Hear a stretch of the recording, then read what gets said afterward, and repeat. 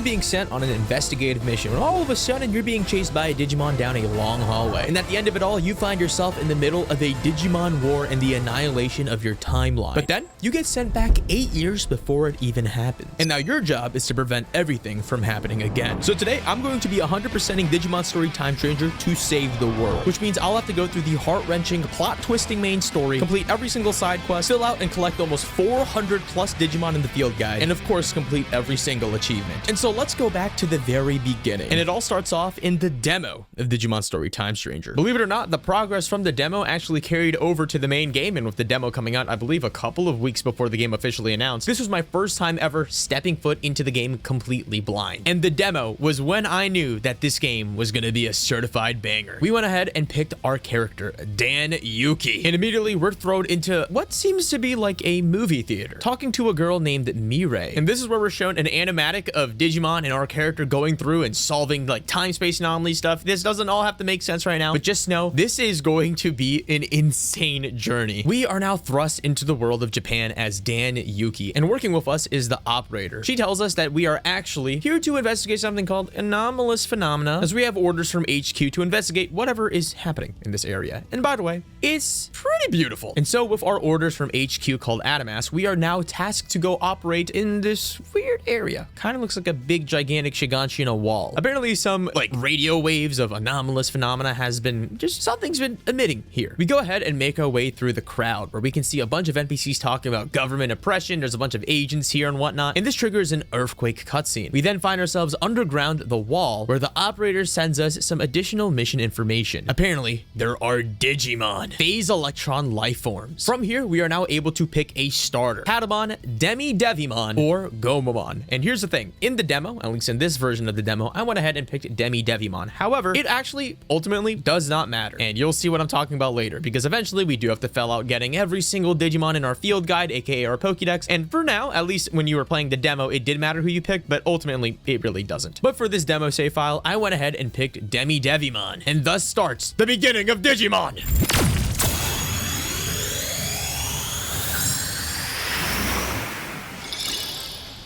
Cool. Whoa. Okay, wait, look. Wait, this is so cool. Okay. Weak 200%. Wait, so that, like, it's weak to my attack?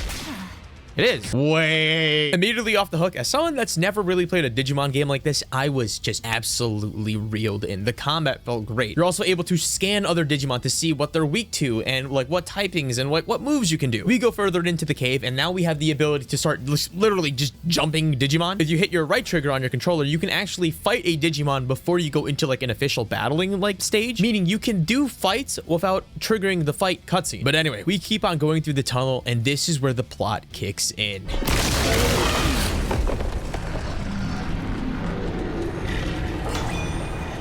Is that a metal Greymon? Run! Okay, this is kind of silly, no? Hey, over here! Who are you? This way, run! I didn't know Digimon got that big. Now we're dead. We end up meeting up with a brand new character, a mysterious girl, who, when we ask who she is, she tells us that we're playing jokes on her, and that's a silly question. Why did she say that? Maybe we've already met her before? She also mentioned something about a war. Apparently there's going to be a war breaking out, and that we have apparently talked to her about it. What is happening, guys? And so we continue walking to the Tokyo Metropolitan Government Building, where we are once ahead encountered by the Greymon again. But this time, we have some help. Who is this guy? What the? Gundam? Are you? Who? Transcendent Sword! It speaks English? What Digimon is this, bro? I feel like I've had it before when I was a kid. Unless it's a new one, dude. I don't know what I'm talking about. Nah, this guy's tough. Pure aura farmer. I hope this guy's evil.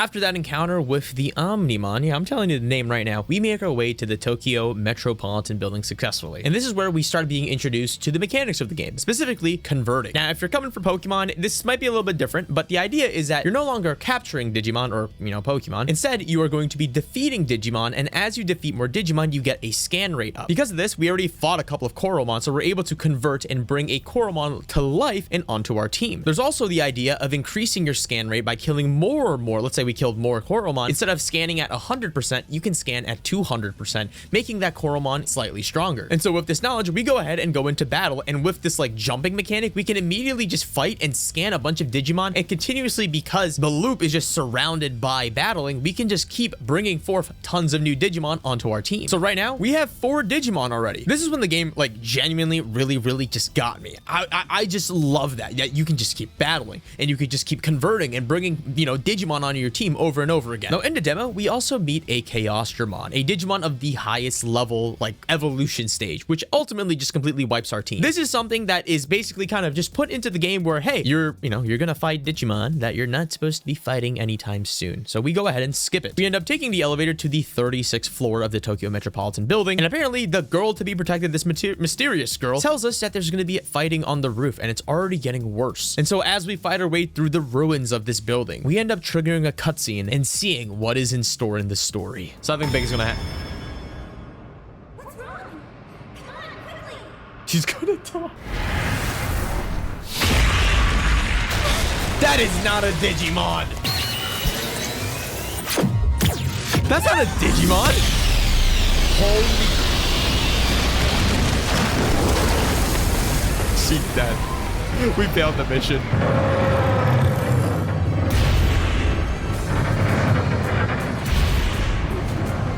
Oh, wow. Dude, I got 3 rookies and 3 in trainings, man. Look away across the destroyed passage. I'm going upward. Let's meet up at the roof.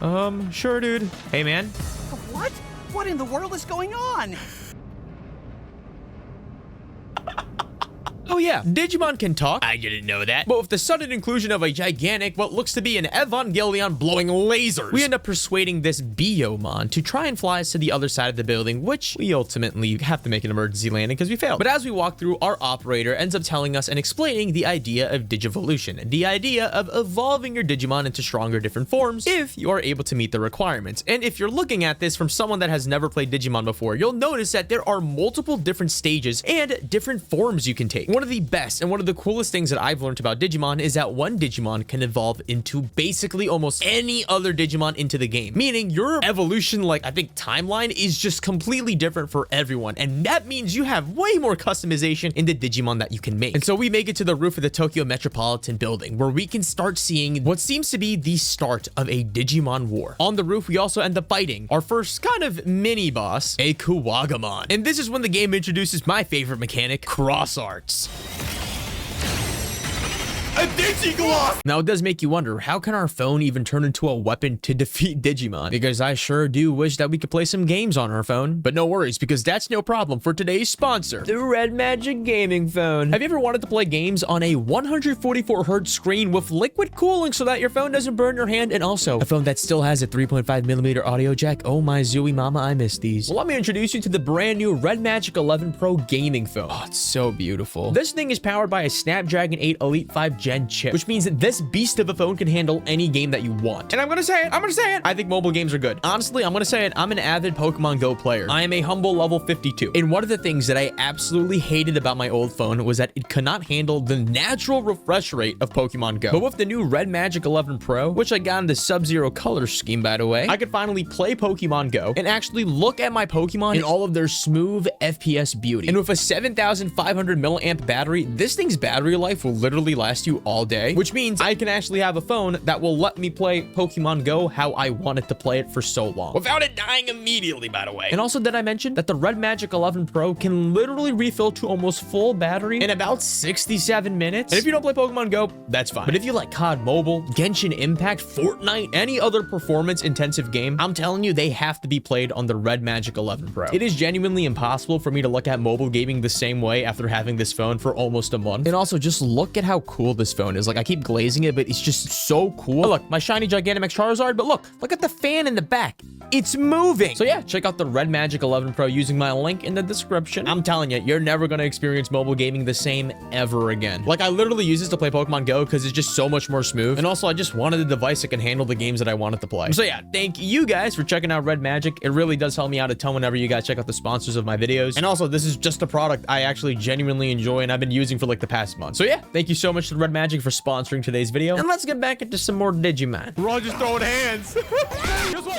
Guess what? But on this rooftop, we make our way and try and defeat this champion level enemy with only our rookies of our team. And when we finally successfully defeat it, this is where the plot finally shapes the game. That ain't no Digimon. Yeah, we're dead, dude.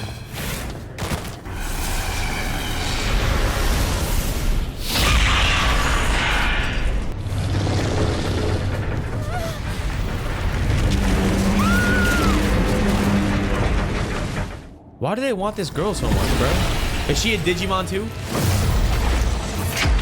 Okay. My aura farmer.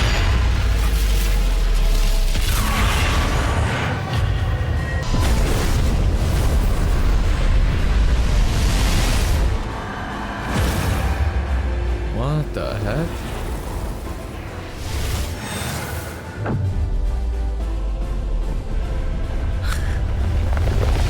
All right.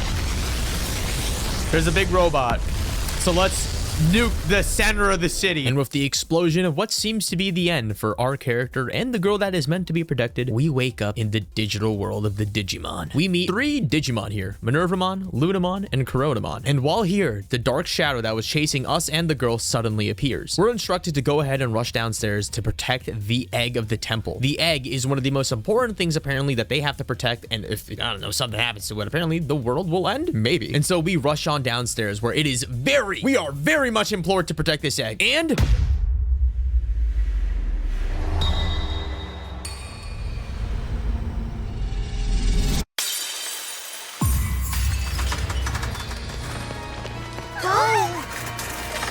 I think we just made it worse, dude.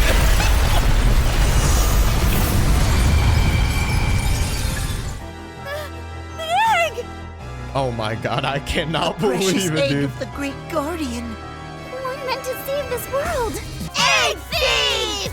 We then get a cutscene of what seems to be 3 little children, which we will circle back to in the future. With the mysterious egg breaking through the floor, we are now thrust back into what seems to be our timeline. But things are a little bit different here. There's a man with glasses that's imploring about his daughter. Apparently, she's like behind what seems to be like a blockade, and a group called the Public Safety of Investigations are blocking it and won't let them through. So we go ahead and break past the blockade and meet up with him at the side of the entrance of what seems to be an underground area. Over here, we break open this door to try to get access to this underground place where presumably this girl is at. But instead, down here, we end up meeting Hiroko Sagisaka, a member or a friend of the girl that is meant to be protected, who also wants to be a streamer. And this is where the demo of the game stops. But luckily for us, there's still so many more things to do. Now, before I actually go ahead and go into the main game release, I actually decided to make a brand new demo save file. And this is important because in the demo, you are actually not even limited to just farming demo enemies. You're actually able to farm them over and over and over again and make a really strong team. And so because of that, I spent about a couple of hours just replaying the demo, making my team extremely, and I mean extremely strong, to the point where I was able to defeat the Chaos Digimon, one of the strongest levels of Digimon in the demo, one that you were supposed to ignore. And the reason for that is due to the idea of load enhancements. This is something I'll briefly brush over, but basically in this Digimon game, you're able to combine Digimon, and if you have so many Digimon, you can just put them all, like all of their stats and experience, just onto one guy. And because of that, my one Digimon, my Monadramon on my team, was like level 36. This ultimately doesn't really matter because when you have the access to the full game, you can actually just like grind on your own anyway. But now with this brand new team, I went ahead into the base game, the actual game release. And when the game came out, let me just say, I dressed up for the occasion. And so now with a brand new team and a brand new demo save file, we bring it into the main game, and finally we're able to experience the entirety of Digimon Story Time Stranger. And the first thing I started doing was converting all the Digimon that we were fighting in this like basement underground sewer area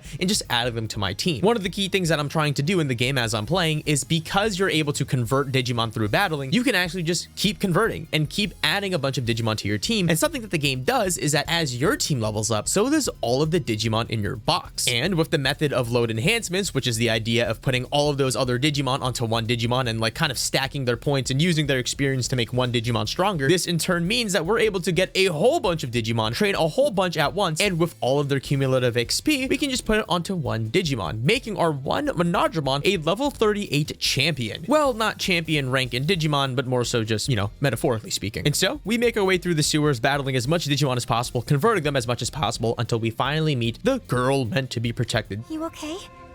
Are you hurt? Inori! Dad! It's okay, Ku. This is my dad. So this is the first time we're technically meeting Inori in the regular timeline, but we've already met her from the time traveling stuff. Hey, a boss! You there! Think you can do something about that big guy? I got you, man. Wait, I got you! I'm gonna turn off auto. Okay, I gotta turn off auto. Turn it off, turn it off, turn it off! I didn't mean to... I'm sorry! So yeah, I forgot to mention the idea of auto battling. In Digimon Story Time Stranger, you can actually have a setting to not only fast forward the game by like 3 times speed or 5 times speed to make battling easier, but you can also have auto battle so that your Digimon can fight for you and it makes grinding easier. Right now, our team is, like I said, extremely strong from grinding, I think about 7 hours in the demo. So because of that, the beginning of the game might be a little bit easier, but believe me, this game will get so much more harder. But like I said, this girl is named Inori, and we actually were able to learn that from the demo from this time traveling stuff. Like I said, we're actually currently not in our timeline. We are actually 8 years before our current timeline, and things here are slightly different. Also, how is that even possible? How is she in our timeline before this explosion happened? There's a lot of questions here. By the way, who's this? You don't remember? Have we met somewhere before? Here's what I'm talking about, dude. It's the time distortion, man. There's no way I'd forget someone dressed like you. Where are we going? Wait, we've been here before, no? We've been here before. We've been here before. I'm basically him. Yeah, what? We've been here before. Why is it still perfectly fine? What's wrong? But yeah, like I said, if it wasn't clear enough, we're not in our current timeline. We are 8 years before everything happened. 8 years before this presumed war starts, this explosion that happens in Tokyo starts. And with that being in mind, we end up going to the Misono household. While we try and figure out what has happened, why we were in the digital world, why is this Inori girl, the one that we're talking to, doesn't remember us, yet in our timeline, in 8 years into the future, she knows us? What is happening? And so we go into Inori's father's office and thank him for the help and thank him obviously for, you know, letting me stay free of rent. But he ends up giving us a proposal, specifically to learn more about these Digimon, these phase electron life forms, which by the way, at this point in the story is not a publicly known available knowledge. He says that in exchange for having this be his, you know, our home base, his house, he's letting us stay here, we will trade. We will give him some information about what's happening. And unfortunately, we can't really do that. We can't really answer that. We can't be honest. We are a government organization, Animas. We are the operator. We are this agent from the government. We cannot just publicly disclose information to someone like you. And luckily for us, he kind of understands. But immediately we get a call from our operator. She too recalls this strange, wow, how does Inori know us from the future? And also we are sent back 8 years in time. What is happening? Why are we sent back 8 years in time? What? And so working with the operator, we're trying to find a way not even to just return back to our timeline, but also to save our version of Tokyo. And so we go ahead and explore Nishi Shinjuku, running around several different places where people are talking about phase electron life forms, these weird anomalous phenomena, these weird situations that have been happening to what seems like ghosts or just some weird things that we probably know as Digimon. But while we're exploring and making, you know, sense of what's happening, our operator calls us and gives us some information that we have to keep an eye out for. By the way, make sure you keep your identity concealed from that freelance detective.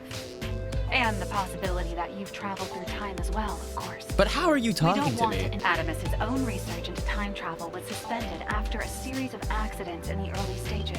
What? Your adoptive father, Dr. Yuki, was caught up in one such incident. Our adoptive father.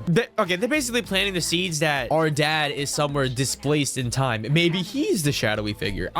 So many options, really. You notice that people are talking about the anomalous phenomena, right? I've been going through posts on the internet from 8 years ago. Again, it seems the rumors of them are starting around the time you're in right now. Coincidence? A strange light in a back alley in Kabukicho.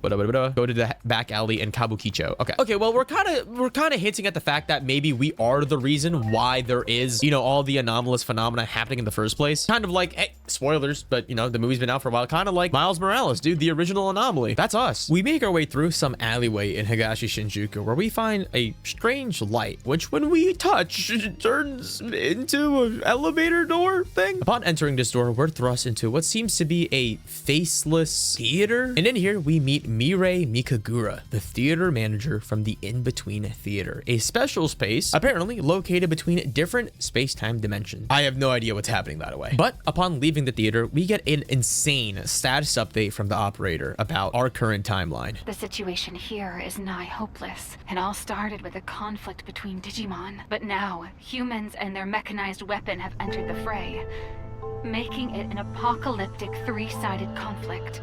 Interesting. Yo, my scarf is messed up. Hold up. A three-sided conflict. Battle over Shinjuku triggered all manner of anomalies, laying waste to major cities worldwide, one after another. Okay.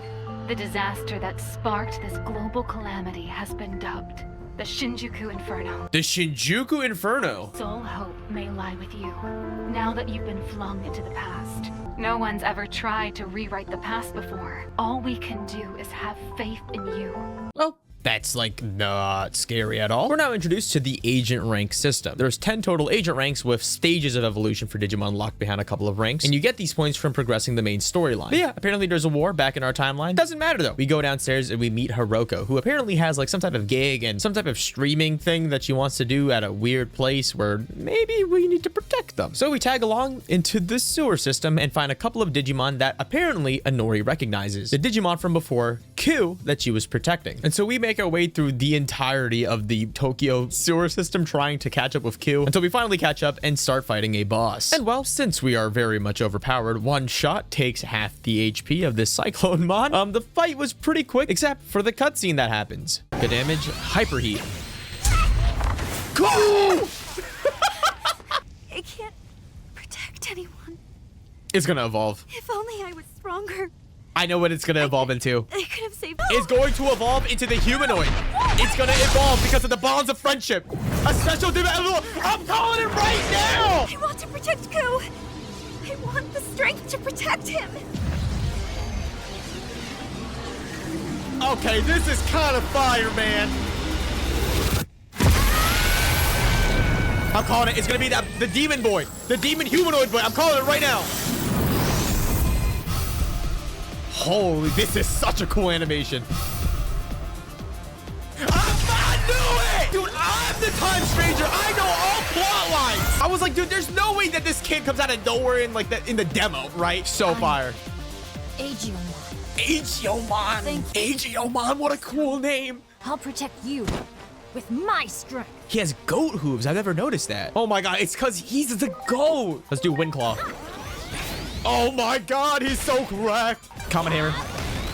We win. Oh, with Ku evolving into Agiomon, he suddenly faints where we have to take him back home to the Misono household. Back at home, Inori's dad's like, who is that kid? And we're like, yes, he's a Digimon. And they're like, oh, okay, he can sleep here then. And so with that, in the following morning, Inori's dad apparently tells us that there is someone that actually wants to meet Agiomon and someone that can actually help us. This is where we meet Captain Kodai Kuremi, the leader of the public safety investigation chief safety thing. And he introduces us to Dr. Simmons, the leading Digimon investigator of the public safety. We go ahead and do like a quick test run of Agiomon's like powers and whatnot, which doesn't really matter. But after this entire exchange, Agiomon ends up playing tag with a couple of kids, which is very, very sweet. And they end off making a promise that the next day they're going to go ahead and play tag again. Problem is, the next day the kids apparently have gone missing, presumably from Digimon. And so we go ahead with Agiomon and Inori to go investigate where these kids have gone missing to. Upon following the footsteps, we discover something called an outer dungeon, weird pockets of time where Digimon are able to escape to, and this is where the kids were taken into. In here, we're able to protect the kids from the Vademon that were attempting to try and eat them, but in doing so, we end up revealing Agiomon as a Digimon, and he ends up scaring the kids, unfortunately. This causes a very sad cutscene, and later on that night, Inori and Agiomon go to the rooftop and look upon the stars, talking about heroes and stories, and most importantly, revealing that Agiomon is the spitting figure of Inori's little brother. Apparently, Inori had a long little brother back then that died to some type of anomaly anomalous phenomena. At least that was what it was believed. And because of this, Inori and Agumon make a vow to always be in each other's lives and to protect each other. The following morning, we end up looking at the news, and apparently there's some type of phenomenon, anomalous phenomenon, happening in the middle of Shinjuku. And so we're tasked to go investigate from the operator. We make our way through a gigantic crowd, and apparently there's talks about a crack in the sky.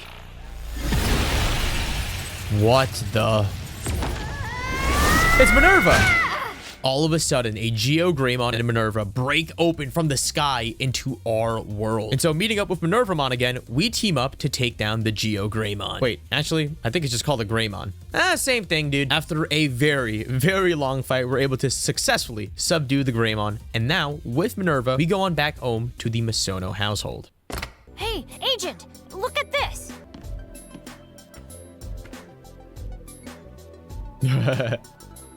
Huh? What in the world is going on here? I like the dialogue in this game. It's pretty cute. Digimon drink water? Now, this is like the final, I guess, cutscene before the game officially starts. Yeah, the game hasn't officially started yet. But using this moment in time, we're able to talk to Minervamon about what is happening. Dude, like, what is going on? But apparently, Minervamon ends up telling us that she is sent here on a mission to go and retrieve the egg of the Great Guardian. The egg that we saw at the beginning of the game and has somehow successfully cracked or has gone into our world. Like, we have to find it. But before we do that, we reached a very exciting point in our game. We're able to finally level up our agent rank to agent rank 3. And when you get into agent rank 3, we can now evolve into champion Digimon. Now, for those that are completely clueless about what Digimon are, basically Digimon are broken up into different stages of evolution, starting from in training to rookie and to now champion. There's 2 more stages that we'll get into later on into the game, but right now we're able to evolve into champion. And so because of this, we go ahead and evolve all of our members on our team into the champion rank. This will give us an extra boost in power, but also unlock a whole new wave and a whole new plethora of different brand new Digimon that we can now look for. Digivolution for me is one of the best parts about Digimon. The fact that you can just digi-evolve and evolve, and by the way, go backwards in evolution. Yeah, you can go backwards in evolution to undigi-evolve something and then digi-evolve that into a completely different other thing. The possibilities are endless. It is so cool. And just at this point in the game, I believe we had about 150 different Digimon that we can get at varying ranks, and we're not even at Ultimate or Mega. And so after spending about, I'd say, I think 30 to 45 minutes of just solid evolving and just expanding our field guide / Pokedex, we finally go ahead and continue the story. Firstly, Minerva ends up questioning Agumon on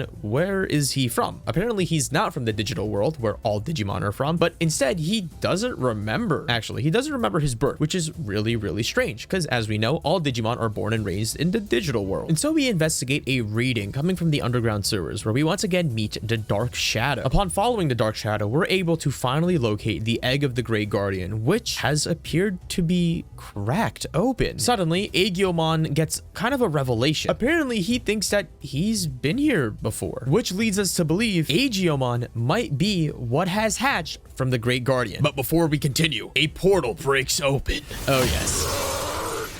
Oh yes, we're fighting Shrek. What is that? Finally, a worthy opponent. Come at me, brother. This guy looks insane. I thought I lost you yet. Titamon. Find what you were looking for, Minervamon. Wow. Just try and stop me. Oh, I will. Not that you He has an eyeball on his crotch. Okay, I don't want to do auto battle. Okay, yeah, he's strong. Whoa, okay, that hurt. Let's hit him with a Digiglock, baby. Boom! Wow, he survived. Okay, that'll not do good damage. Let's do attack charge on, let's do on Dewclaw. All right, Dewclaw, let's hit, let's go with the Nano Machine Brick. Let's just test out the resistance. Okay, fire. Let's hit with a Crush Blade. Decent damage. Oh god, that hurt. But finally, after a long battle with Titamon, who seems to be chasing Minervamon, we're able to trigger another cutscene. And finally, finally, start the beginning of Digimon Story Time Stranger. Is this it? The truth born from an egg. Main mission complete. Is this it? Are we gonna open up the what is it called? The manhandle pipe? The pipe handle? Inori, wait here. I'll go check it out first. We made it. We finally made it to the digital world. Wow, amazing! Are all of these Digimon? It does look amazing here. I will not lie to you. Wait, I'm still not. Why? Put the gun away, dude. we made it! We're are actually in the digital world! It looks so good, dude. It genuinely looks amazing here. We're interesting. It's a floating city. Digimon Story, Time Stranger. Is this where the game finally starts? We've been playing for like 2 to 3 hours. That was all like the intro? Actually, I lied. We weren't playing for 2 to 3 hours. We were playing 2 to 3 hours from the end of the demo, meaning we've been playing for almost 7 to 8 hours before we got to the title screen. This game is enormous. We end up getting a call from the operator who ends up telling us that we might be able to get a promotion just from finding out and discovering the digital world. She also elaborates that because we found this world, we might be able to find out the reason why our original timeline triggered the Shinjuku Inferno. And so we walk around and my gosh, this place, this game is stunning. It is beautiful. It is so colorful. There's so much beautiful Digimon. It is fantastic. The voice acting at this point, it has already, I was already sold at the demo, but this part of the game is amazing. Also, you can ride Digimon. You can Digi-ride them. I mean, like, come on, man. It's so cool. It's so cool. But we go ahead and go into a Digimon bar where we're tasked on meeting Marukimon, the chief of the village. But before we have access to actually meeting Marukimon, apparently his guard, Nightmon, says that we are not allowed to meet him, even though we know Minervamon. He actually doesn't believe us that we know Minervamon, but apparently Minervamon is like a big deal around these parts. So we go ahead and explore where we actually run into Chronomon and Lunamon, talking to 2 Bearmons. Apparently these 2 Bearmons are calling Chronomon a wimp, and so they want to go explore the sewer system. What a bad idea. So we go ahead and chase him down in the sewer system, where we end up meeting the enemies of the digital world, the Titans. The Titans are apparently a group of opposing Digimon, opposing Marukimon and whatever they're standing for, and apparently they have some type of ulterior motives. And right now they have been sighted by us down underneath the sewer system. As we continue to fight them down here, Minervamon ends up showing up and helping us in our fight. And after we successfully defeat them in a fight, we end up talking to Minervamon about the problems of how the Titans even infiltrated Central Town. We don't know much about the Titans other than they're apparently the quote-unquote bad guys, and now with this, we have to go take this information to the chief of the village, Marukimon, the town leader. Let's see what he looks like. Please be cool. That's not even a Digimon, dude. That's a dude. Never mind. Wait, yes, that is just a dude. Marukimon, central town leader. That's just a dude. It has been quite a while, Minervamon. What? And who are those people?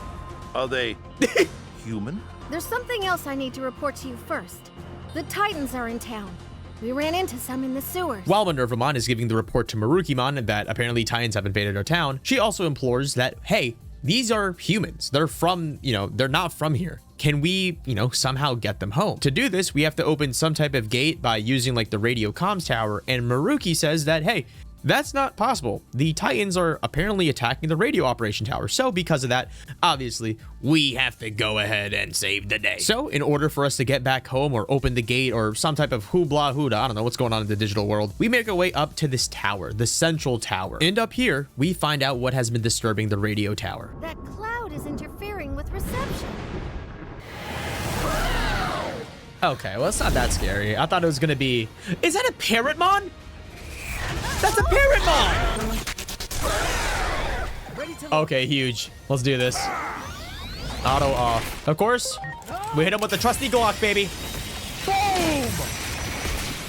Huge damage. As we fight Paramon, one of the Titans, to reclaim control of Central Tower, we get an unexpected ally. Marukimon decides to join the fray and help us. And together with Marukimon, we are finally able to take down Paramon after a solid 5 to 10 minutes of battling. But another problem rises up. Because the radio communications are now back up, we end up getting a distress call from the Factorial town. The Titans invaded the Factorial area. The Titans must have invaded more areas than we thought. We gotta go. But the situation seems much worse than I imagined. We gotta go, dude. We have been enemies for years now. But this is the enemies with the first time Titans. Is that just what they call themselves, or is that that is probably just what they call themselves, huh? Never in my wildest dreams would I have imagined them attacking us directly. Come to my hall tomorrow, and we will speak about what is to come. Oh, yes. And so with the sudden idea that the Titans, these enemies of Central Town, have started to launch a full frontal attack, we take the night off to think about what we have to do next. And let me also just take a moment, just from this playthrough to just praise the game. This game looks so beautiful. It is so, I guess, immersive, at least when I was playing. I have never played a game like this before in a really long time, and I was loving everything about it. But we also get a call from our operator that apparently, as her theory suggests, there might be a brewing Digimon Civil War coming up, and we might be at the forefront of it. Now, just an update for the face cam, because there's a face cam in this video. I had to get rid of that red hair dye on me, my cosplay, because the red hair dye not only got everywhere, including my sandals, but it was my entire floor of the house. It was dyed red. So yeah, apologies for the inconsistent cosplay thing, but let's continue the story. Now, there are side quests in this game. I'm not really going to be covering that much because they're kind of like nothing burgers in a way. They're just there to give you more agent rank points. But if you are playing Digimon, or specifically Story Time Stranger for the very first time, I highly implore you to clear as many side quests as possible, because that will allow you to rank up your agent rank as high as possible, which will allow you to unlock more Digimon forms. And that is like the number one key thing that you want. I did a couple of them, and even though I did a couple of them, I was still at a point in the game that later on in my playthrough where I was stuck on a boss because I cannot unlock Mega Evolutions. So that's something that you should keep an eye out if you are going for a playthrough of your own. But we continue. We are now tasked with going to the Factorial area to investigate what is happening there. Apparently the Titans are there. They're doing something there. And so the fastest way to get there is to go aboard Blimpmon. On our way there, apparently Blimpmon ends up getting like shot down by, I don't even know what. I don't even know how Blimpmon even survived. But now we are in the Factorial area of the digital world. Upon talking to Gardramon, apparently the Titans have seized a significant portion of the Factorial area, and now it's our job to kind of clean through and make our way to Volcanismon, the boss of the Factorial area. As we explore and fight through our way in the Factorial area, we also learn that the power is actually off of the digital world, and the Factorial area is the kind of key conductor of all of the electricity that runs throughout the world. And because of that, we need to actually save the Factorial area in order to turn on the electricity to get access to the Locomon train station, which is powered from electricity, to then go to Junomon to then have her open up the gate to go back to the real world. So that's kind of like what's happening right now. And so with that in mind, we continue the campaign to get closer to Volcanismon until we finally meet, I think, the guardian of this area, a very big ultimate Brachiomon. And this boss fight was relatively actually challenging. Through this, I learned of a brand new mechanic called physical and magic attacks. Apparently every single attack can be either physical or it can be magic, and this boss specifically has resistances for that. So if you're using a physical build and he's in a physical resistant form, you will not be able to do damage. And so it kind of was teaching me like, hey, you need to have a lot more different varying types of attacks whenever you go into battle. And right now was the point in the game where I was like, okay, well, I'm kind of not really cheesing it as much as I was because of the demo, and I grinded for 7 hours. Now the game is getting relatively more difficult and I can't just keep backseating. And so yeah, with that being said, this fight took a very, very long time. I'm really just cutting up these boss fights as fast as I can, but like, dude, this fight took a while. But with the power of the Digiglock, we're able to successfully defeat Ultimate Brachiomon, and using its neck to climb all the way down to Volcanismon's chamber, we're able to open it up and meet Volcanismon for the very first time, who accidentally mistakes us as Titans. Oh, he's the leader. Is that a bunch of Gundams on his desk? Dude, my man has taste. No amount of hands is enough to deal with all of this. I got you, man. Oh no, Titans here? Do we look like Titans, dude? No, we're... He's gonna attack us. Try to deny it. This area is off limits to regular citizens. No one can get here. You are with this defense system. Divine Arms version Omega. All right, let's whoop this guy. You got it all wrong. We aren't Titans. Inori! No one lays a finger on Inori. I swore to... All right, let's do this. Wow. Volcanismon. So they're metal, right? Let's go for the left arm.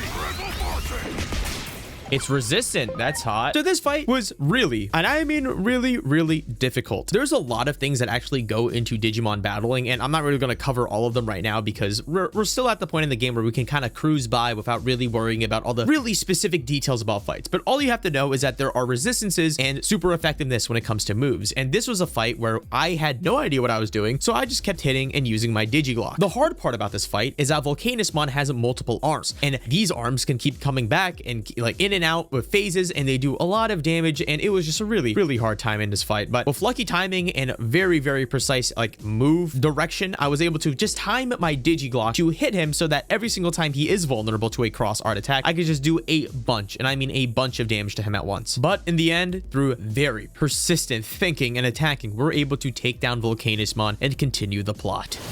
Props to you. How can this be?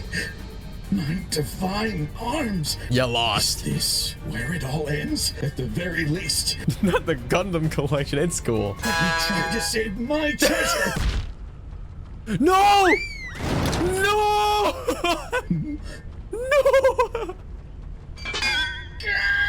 I never got into Gundams. This can't be. Maybe I will now. It's all over. Come on, then. If you're gonna kill me, then do it. You Titan assassins. There's nothing more you can do to me. I like this guy a lot. I like Volcanismon. Calm down already. How can I possibly be calm? I've lost everything. But with that, we're able to free the Factorial area and convince Volcanismon to turn back on the power. And because the power's back on, the railroad is back in action. And with this, we can finally see the digital world of Iliad and all of its potential stops. Although we haven't unlocked them yet, I kind of had an inkling that we are very much early into the game. And we are. And so we make our way back to Central Town, where we reconvene with Minervamon and Marukimon. Back here, there's a debate that is now to be struck up. Where is Agiomon gonna go? Is he gonna go with us back to the human world, or is he gonna stay in the digital world? But regardless, we make our way to the Guardian Palace to meet Junomon. Dude, I mean, check this out. I got hungry. You know what I saw? I saw these cogs, the wheels. I thought about ribs. There's a lot of kids here. That's not a good sign of a holy place. Wow. There's a cool Digimon over there. There's a cool Digimon over here. If they're evil, this could be very bad. What in the world? Okay, come on. You're not a Digimon. You're just a chick. Junomon, Divine Oracle. So this is the Great Guardian. You have done well to return to this world. So too has Minervamon informed me of your many feats in battle. I don't Surely like... they are but a mere glimpse of the Great Guardian's true capabilities. I don't like this Fortuitous atmosphere. day. It's interesting. It's... Huh? What's all this Guardian stuff about? No doubt about it.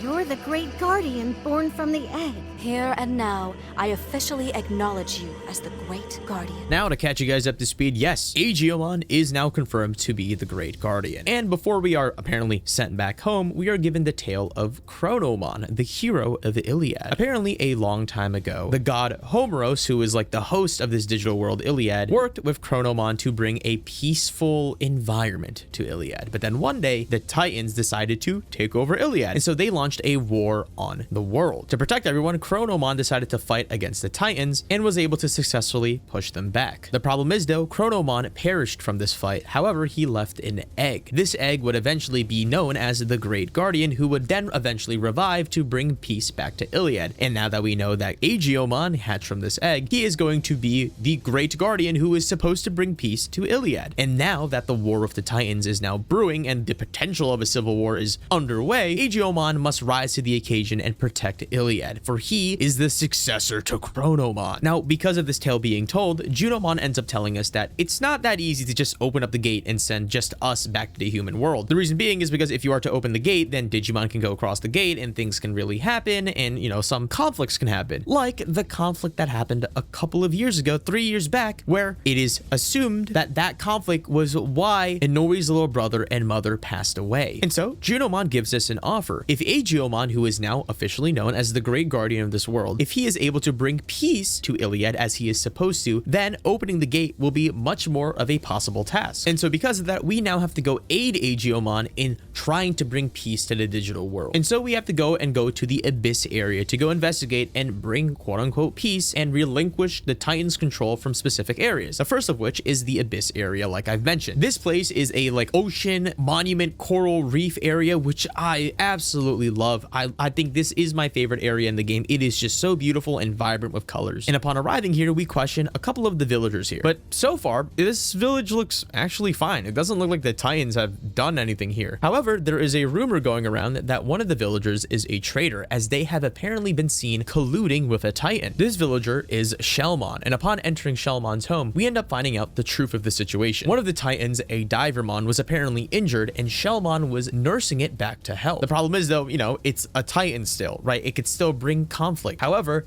this Divermon was so moved by Shellmon's actions that Divermon actually decided to go ahead and try to talk to the Titans to calm down the situation. The problem is though, the Titans decided to launch a full frontal assault on the village when we left, and the village is left in ruins. And so because of this, Digivolution decides to get up and go and negotiate with the Titans to talk to the leader Sharkmon to stop the attacks, as he is now changed. He realizes that, hey, these are just regular Digimon. We don't deserve to attack them. They're just regular people. Why are we attacking them? And so together, we join up with the former Titan Digivolution to go and confront Sharkmon. Upon talking to Sharkmon down at the bottom of the ocean, we're able to reach a consensus that we cannot agree with each other. And so we go into, right now, one of the hardest boss fights for us currently against an ultimate Digimon, Sharkmon. It's glocking time.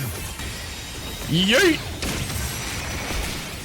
Wow, they're alive. I think this is where I'll start introducing typings and the intricacies of how typing works in Digimon, because this fight was unbelievably long, and I feel like if I've learned how, Digimon battling works and how, moves can do quadruple damage sometimes, that would have helped a lot. Now, initially, this fight was very, very drawn out, simply because there's two Digivoltions that are in the field that are doing a ton of damage to me, and were just kind of just poking at me, and it made it really, really annoying because sometimes they had taunt, and if you have taunt, then you have to attack them, and that was very, very hard because sometimes Sharkmon would charge a large attack and I would have to break his stance, but if I don't do it in time, he's going to kill me. Oh my god. But the current strategy that I was using was just to use my Digiglock to do as much damage as possible, but the problem is my base Digimon were just not doing enough damage fast enough, and the reason being is because of their typing. Now, the typing in Digimon is a little bit different than like Pokemon typing, which is what I have experience with. Digimon primarily have three typing: vaccine, virus, and data, and you can kind of think of them as rock, paper, scissors. They are super effective to one and ineffective to the other, and I'm talking about either you do double damage to one or you do half damage to another. And on top of that, there's also move typings, which are like elemental stuff, so like fire, water, earth, etc. So there's two layers of typings in this game, and those two layers on top of each other will either give you really low damage or really high damage or really neutral damage. And that was something that I wasn't really understanding at this point in the game, and it really shows because my rate of battling and winning battles was slowing down significantly. Now, luckily for me, since I kind of over-leveled one of my Digimon, Rhine in this case, from the demo, I was able to somewhat do decent damage over time with my Deltamon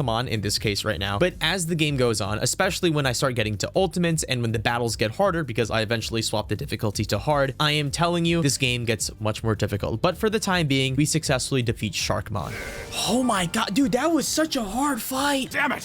What kind of freaks did you bring with you? Oh my god. Retreat for now. So did we save the aqua area? But they didn't even consider my request. I don't get it. Why are we doing all of this?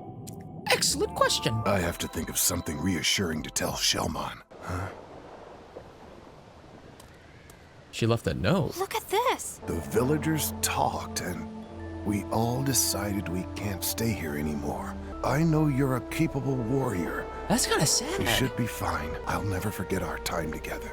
Take care. So, does that mean the village is not here anymore? Everyone relocated? Oh my god. Yeah, well, obviously they have to. Look at the holy crap. And with that, our, I guess, mission to the Abyss area is now complete. But is it really? The village is destroyed. They had to relocate. And Digivolution has now decided to sit back and actually recuperate the village. But for the time being, we have to go to the next area. Upon returning back to Junomon's temple, we get our next mission to go ahead and go to the Gear Forest, the final area that we have to do until eventually we're able to go home. And the reason being is because the Gear Forest is home to the current, which is the, I guess, power source of the entire world. The Gear Forest is home to the World Tree, and the current is what flows from the World Tree. And we specifically need to go there to, I guess, stop the Titans from attacking it, because apparently they're going to do something with it. And although the game is getting a little bit more darker in tone with more Digimon dying, we're finally at the point in the game where we unlocked our 4th ranked evolution, ultimate evolution for Digimon, the semi-final, the penultimate form. And this is a fantastic power spike, not only in for us, but also for our Pokédex or our Digipedia or our field guide. We're able to get so many new Digimon forms that have just been locked behind this agent rank wall. And because of this, I go on a evolution frenzy. I'm talking about non-stop evolutions for about 40 minutes straight. I mean, no exaggeration, 40 minutes straight. Now, here's the thing when it comes to Digivolution. When you Digi-evolve a Digimon, it takes that current Digimon from its previous rank and increases increases it to the next rank, giving you higher base stats. However, it resets your level to 0. Now, in Digimon, there is a level cap, and you're able to increase that level cap / talent, as what they call it, by de-digivolving and then re-evolving it into like a higher form. So kind of think of it like prestiging from Call of Duty. The thing is, though, there is another thing that you can do to kind of circumvent and overcome the Digivolution requirements. As I mentioned, when you de-Digi-evolve or when you Digi-evolve, it resets your level to 0, and sometimes when you want to Digi-evolve again, you need to have your stats up at a specific point. The thing is, though, if you notice, there's blue stats on my Ryan, who is the demo, like, overpowered rookie Digimon that I had in the game. When you load enhance a bunch of Digimon onto one, you're able to basically kind of have a bunch of stats carry over. And because my Ryan Digimon was so strong, it was so much load enhancement juice, I was able to unlock essentially unlimited evolutions carrying over. There's a lot more other intricacies that go into this, such as the bond percentage, which is the percentage of stats that get maintained when you evolve. But all you have to know is that my Digimon, at least my demo Digimon, was so strong, I was able to unevolve it, then re-evolve it into a different form, bringing my field count to about 250, which means I have almost half the field guide completed, aka half the Pokédex. And so the best thing that this unlocks for us is the ability to see what our Digimon can evolve into, because eventually I'll need to unlock every single Digimon form or see the Pokédex and see what they can evolve into. If I'm able to see what they can evolve to, then I could just get the ones that I don't have unlocked yet, and using Rhine, I could just see and kind of have an idea of what these evolution trees are going to look like. So if you guys are going for a Digimon Story Time Stranger, I don't know, 100%, or you're trying to fill out the field guide, I highly do implore you guys, hey, just take one Digimon, max it out as high as you can, get a high bond stat, get a high low enhancement stat value, and then just keep evolving over and over and over again, just like I did. And yeah, now I'm gonna stop talking because this goes on for like another 20 minutes and I don't want to show that. But now our next stop is the World Tree, baby, the Gear Forest Station. On our way there, on the Locomotor train station thing, we find ourselves also going to Gear Forest at the same time as the Titans, and so we have to hurry. But I'm just saying it now, this place is stunning. A forest, but with like machinery. It's such a cool design. And so we march on through the Gear Forest, fighting a multitude of different bug / plant type Digimon until finally we make it to the Gear Forest Sanctuary. And here we're able to meet the chief of the village, Bacchusmon. That drunk Digimon you see there is Bacchusmon.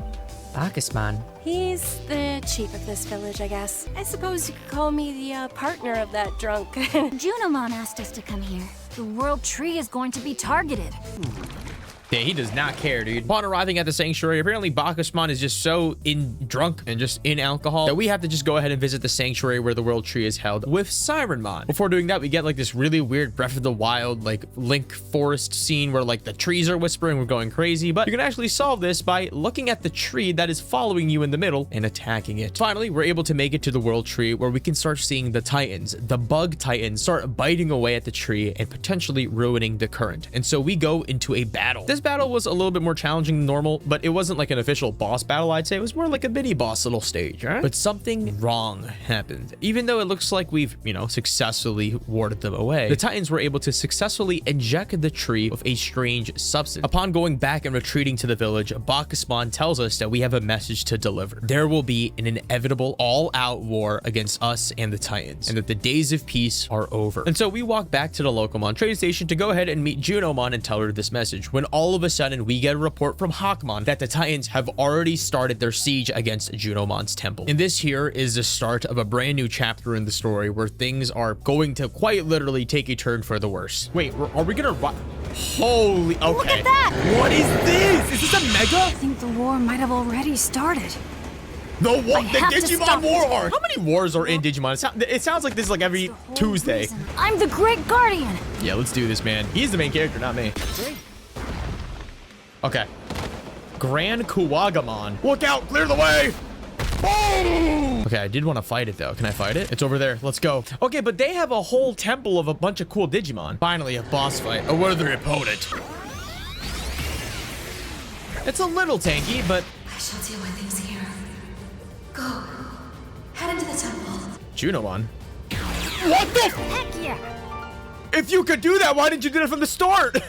Now, give it up already! Something's in the background. Oh. What is that?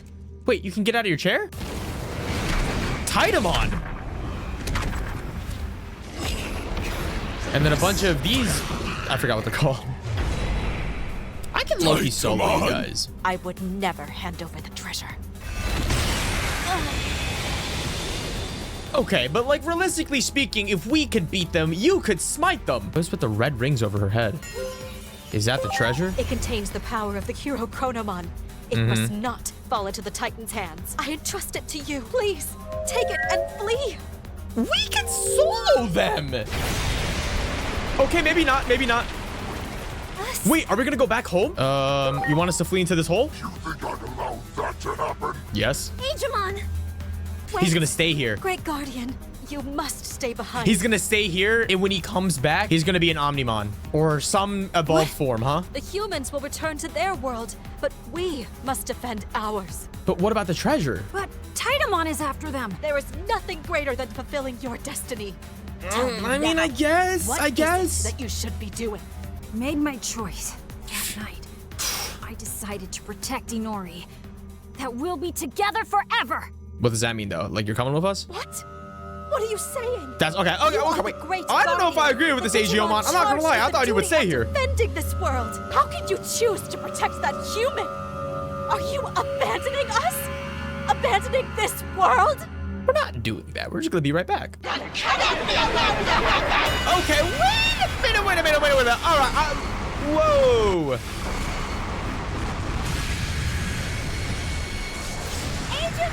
So as soon as we don't want to help you, you somehow have the power to take care of everything? I thought we were going home, dude. Nope, we're inside of a nucleus. Oh, good. You're awake.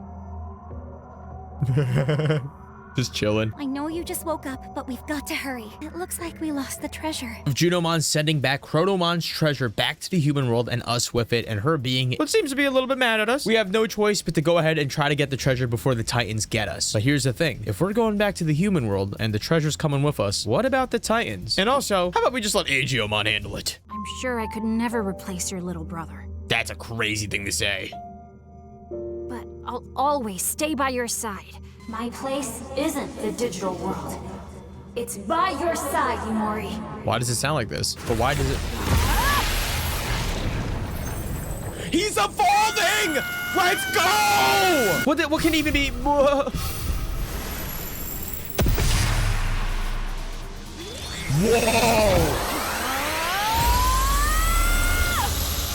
He kind of looks like a girl with an 8-pack. Not that there's nothing wrong with that.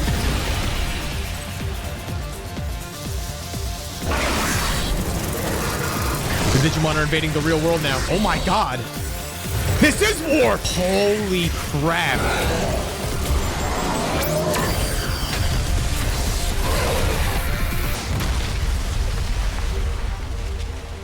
Okay, realistically speaking, what are we gonna do about that? Wait, they came here too? Pegasus, Agiomon looks so cool!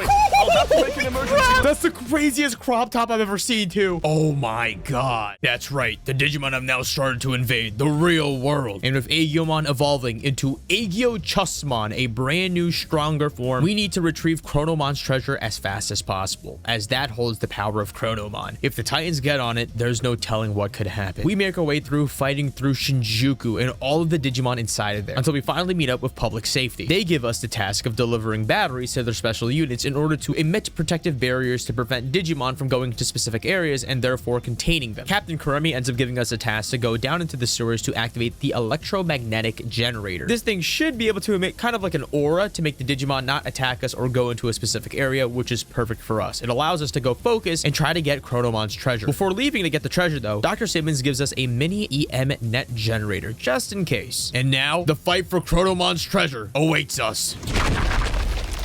What? Okay, they actually got it. I was kind of joking. Oh my god, he actually ran away too. He's smart. Okay, never mind. He's gonna get whooped. This belongs to us. Oh no, did he just absorb Chronomon's power?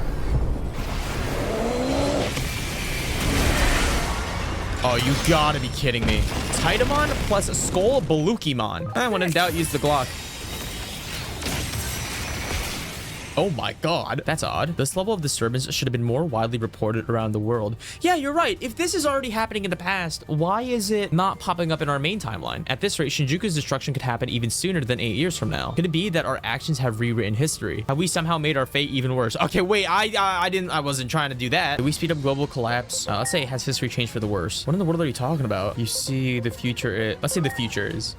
Wait, we're having like a philosophical conundrum right now. Okay, well, don't dump the plot right now. The Shinjuku Inferno, you say? So you're telling us that infighting among Digimon is going to destroy the world? Wait, Dan, you're from the future? Okay, well, that was our #1 thing to not let them know. Digimon, the digital world, and someone from the future. Nothing can surprise me anymore. I mean, just think of the journey the three of us have been on. And maybe this makes our goal a little clearer, too. To change the future. That's the reason I gotta become a hero. So that's right. No need to shoulder this alone, you know. I have to say, it makes me a little sad that you were hiding something so important from us. I mean, come on, we're just a group of strangers here, right? A group of time strangers. So no more secrets, you hear? We want to be right by your side to help. After all, that's what you've been doing for us this whole time, right, Aegomon? That's right, you can count on us. I will say, ever since putting this game mode on hard, we are missing a lot more than normal. Poor Balukimon. If Titamon had Chronomon's power, wouldn't he be way stronger? He's kind of weak. Give me back that treasure! It's clear now. It is just as quick when Plutomon said. Plutomon? It's a Titan. Stands revealed. Plutomon, Judomon, it's the Titans, like the planets, right? Is that the leader of the Titans?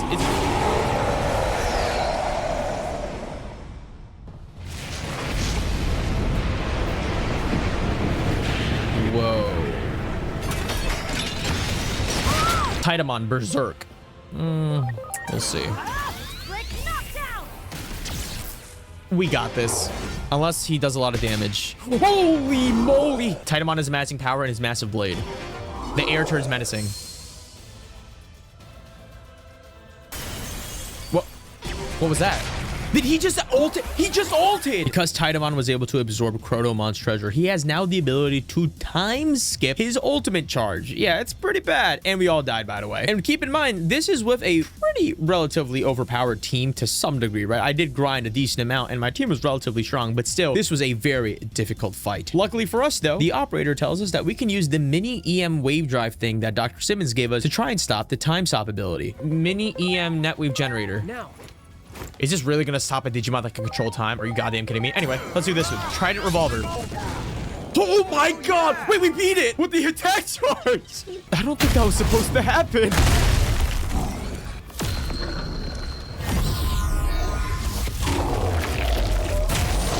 God damn! Too dangerous to remain in your current location. Get out of there! Is this what will destroy Shinjuku? Power of the treasure is out of control? You gotta take it now, Aegomon. You gotta take it and evolve and absorb it. Digimon, what are you? Power of the treasure is the power of the hero, Chronomon. If I really am Chronomon reborn, like everyone says, then I should be able to handle the power, even if it's out of control. I'm telling you, dude, we are not the main character. Oh my, impact frame. Oh my god. Oh my god! The defensive Nishi Shinjuku, 120 anomaly points. Aegomon's back to normal. We're in the in-between theater. What happened? After what seems to be an explosion that killed us, we find ourselves in the in-between theater face to face with these three children again. Now, you guys might be wondering, who are these people? Because I was wondering, who are these people? Well, turns out they are the three hosts to the three digital worlds. And the pink girl, Homeros, is the god of Iliad, I think. But now all of a sudden we're thrust back into what appears to be our original timeline of Shinjuku 8 years into the future. But something is different. The Shinjuku Inferno has not happened yet. And also people are scared of Digimon. So yeah, we're not in our original timeline. Yes, we're 8 years back into the future. However, this is a timeline where people know that Digimon exist. Whereas in our timeline, they don't. Something wrong is happening. We end up going to Inori's household to see if anyone is home. Maybe her dad is. But instead we meet an 8-year-older mother, Hiroko Sagisaka, who breaks down in tears after, well, we kind of did just disappear for 8 years. As we catch up with her, we end up learning about this current timeline. Apparently, Inori's dad has left Hiroko the house in case Inori were to ever return back. But we also learned of another disturbing thing. Because of the events of 8 years ago with the Digimon breaking through the gate, in this timeline, people are aware of Digimon, and because of that, there's kind of like an anti-Digimon sentiment. There's also a Digimon district where it's kind of like a Digimon concentration camp, along with a brand new group called DSAT, an anti-Digimon task force, an off-branch of public safety. We leave the Inori household, we end up getting confronted by members of DSAT, and the first person we meet is Shota Kuroi, one of the original members of public safety. He ends up telling us that we have to be detained and go to the Digimon district, but we're like, hey, you know us, man. We were best friends back 8 years ago, brother. What's going on? We remember your captain, Captain Karemi? Yeah, we know that guy. But turns out Captain Karemi was massacred by Digimon 8 years ago. And so we get locked up in a DSAT prison when someone unexpected rescues us. Asuna Shiroki, the other former public safety officer. Unlike the rest of DSAT, she doesn't share the sentiment of being against Digimon. Instead, she is with Digimon, and she's actually working with Dr. Simmons in a place called Rebellion Village. And so with Asuna guiding us, we make our way to the Rebellion Village, where we find ourselves at basically kind of a reincarnation refugee of Central Town, a Digimon hideout, but in the real world. We also end up meeting up with Marukimon 8 years into the future, but this version of him is apparently wounded. There has been an all-out war in the 8 years between Central Town and its inhabitants and the Titans, and they lost the war. And so we're tasked with going back to Central Town. However, where Garurumon stops us and asks us to find a healer. The reason being is because this healer not only treats Titans, but is also just a fantastic healer. And that might be someone that you're thinking about, but we need someone that can heal Marukimon because he's still wounded from the war and he will die if we don't heal him. And so we hop into the gate to Central Town to find a Titan-dominated version of it. Gray skies, more hostile Digimon, and it's up to us to find and gather information of what we need to do next. We end up meeting a Digimon named Lanamon. Lanamon ends up telling us that she's kind of actually like us. We want peace, and so we should actually be working together. And so she takes us to Blimp Mastermon, or Master Blimpmon. Apparently, she knows where this healer could be. In fact, it might be the same person we're actually supposed to meet, and they're located in the Abyss area. Apparently, Lanamon is trying to gather more moderate Digimon that are against fighting, that are against the Titans and all this whole shebang, and just kind of want to have a more trill situation. And here it is revealed that the healer that we know that we are going to meet is no other than Shellmon. But things are different now. 8 years into the future, the ocean of the Abyss is no longer blue, but red. We end up meeting Shellmon, who is no longer actually Shellmon, but Venusmon, a healing Digimon. We end up imploring her to come back and heal Marukimon, please. The goat Marukimon, please heal. However, Venusmon is very apprehensive about leaving the Abyss area. Although there is a temporary ceasefire, it will end sometime soon. But luckily for us, Lanamon has brought the Wine of Peace offering, a token of peace to try and barter a longer ceasefire between the Digimon here and the Titans. And so we go all the way down to the Abyss to meet the boss of the Titans, who was previously Sharkmon, but now Neptunemon. And guess what? He was also a familiar face. It's me, Divermon. Divermon? The one you met 8 years ago. You turned into Neptunemon? Divermon, tell me you're the leader of the Titans here. Yep, I am. Under the name of Neptunemon. Oh my god, I should have seen that coming. Get this token of peace. Rest assured that I have received it gladly. I don't want to fight with the village at all. I sent a few envoys to negotiate, but they just left me hanging. Even as the deadline was approaching. They left me hanging. I think what's happening is there is a third party orchestrating the war between the Titans and the regular people. And that person is the mastermind behind everything. What is that? Is that Bacon? the scarf Shellmon wrapped your wound with? I want you to return this scarf to Shellmon and to deliver this message. I owe you my life. I'll do everything in my power to repay your kindness. Got it.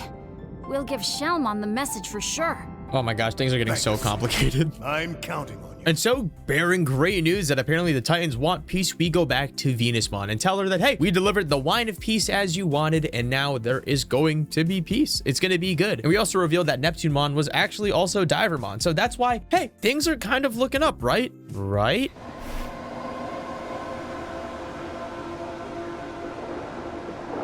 Are you all right? What's happening? We'll be right outside.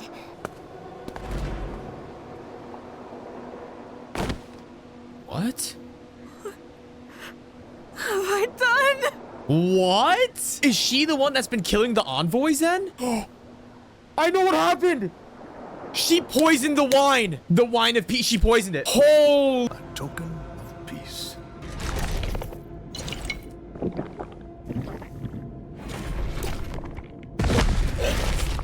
Oh my God. There's... What is this?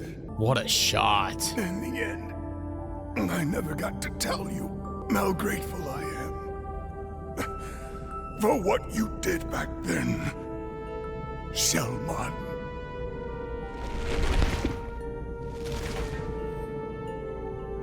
Oh my God, and he just dies. Oh my God. We finally meet Divermon, and that's what happens? Is the water getting more red? The ocean is growing even redder than before. Neptunemon should have finished drinking the poisoned wine by now. Could this sullying of the ocean water be the work of someone other than the Titans all along?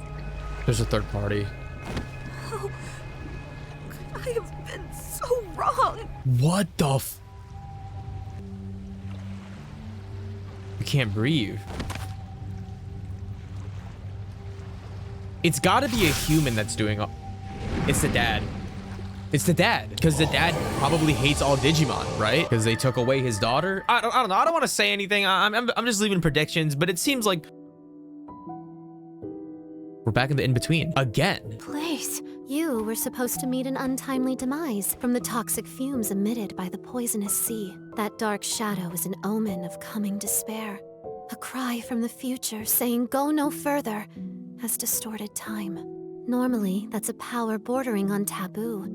But this time seems to be an exception. Head to the VIP room. The answers you seek await you.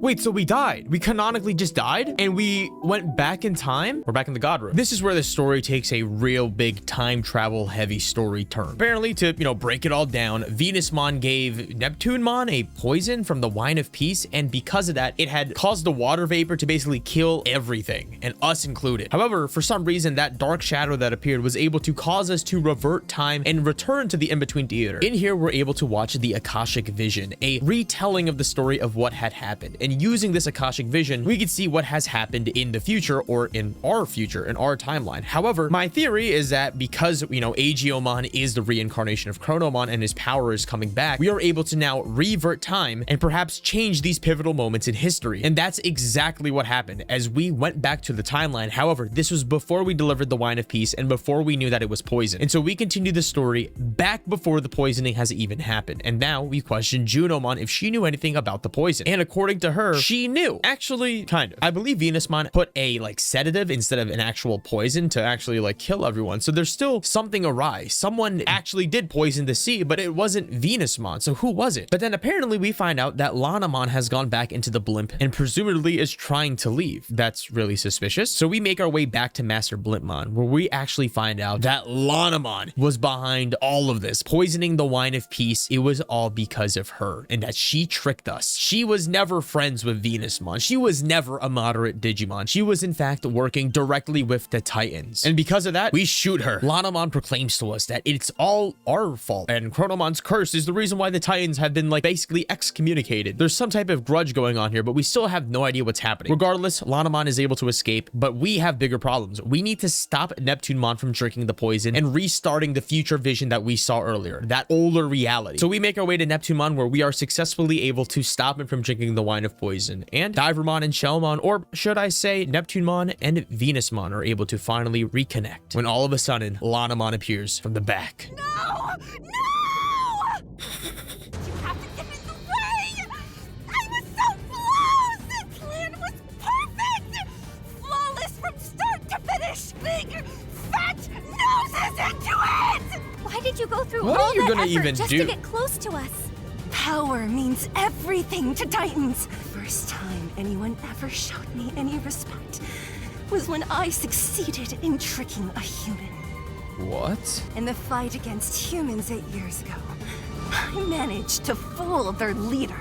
What? Lanamon reveals that she was one of the people pulling the strings and is the reason why Captain Karemi died in the war 8 years ago, which, if you guys forgot, is the reason why the DSAT was formed from public safety. Lanamon then transforms into a brand new form, thus triggering a brand new boss fight, Kalmaramon. And so we go into a drawn out battle of Kalmaramon. Luckily for us, I can just kind of show you guys the highlights of the battle, but all you gotta know is that Kalmaramon, or Lanamon, has a strong disdain for humans, and she loves power. She loves that juice that the Titans give her, and it's all for the reason of Chronomon's curse weighing on the Titans. But with that, the fight was over. It's finally revealed that Neptunemon and Venusmon have been trying to broker peace this entire time. That ceasefire, they've been trying to do it all this time. However, because of Lanamon disrupting the envoys, the messages, this was always predetermined. And now is revealed the main plot of what we have to do for the rest of the game, with us successfully changing the time stream, using the power of the Akashic Vision, being able to see versions of the future and seeing where things go wrong, and having the ability to rewrite it. Mireille, the host of the In-Between Theater, explains to us that Homeros has awakened the Sacred Current, an ability that is apparently given to Agiomon. The problem is, though, it is too strong for one single Digimon to use. Therefore, we need to gather a bunch of other Digimon to make kind of a blanket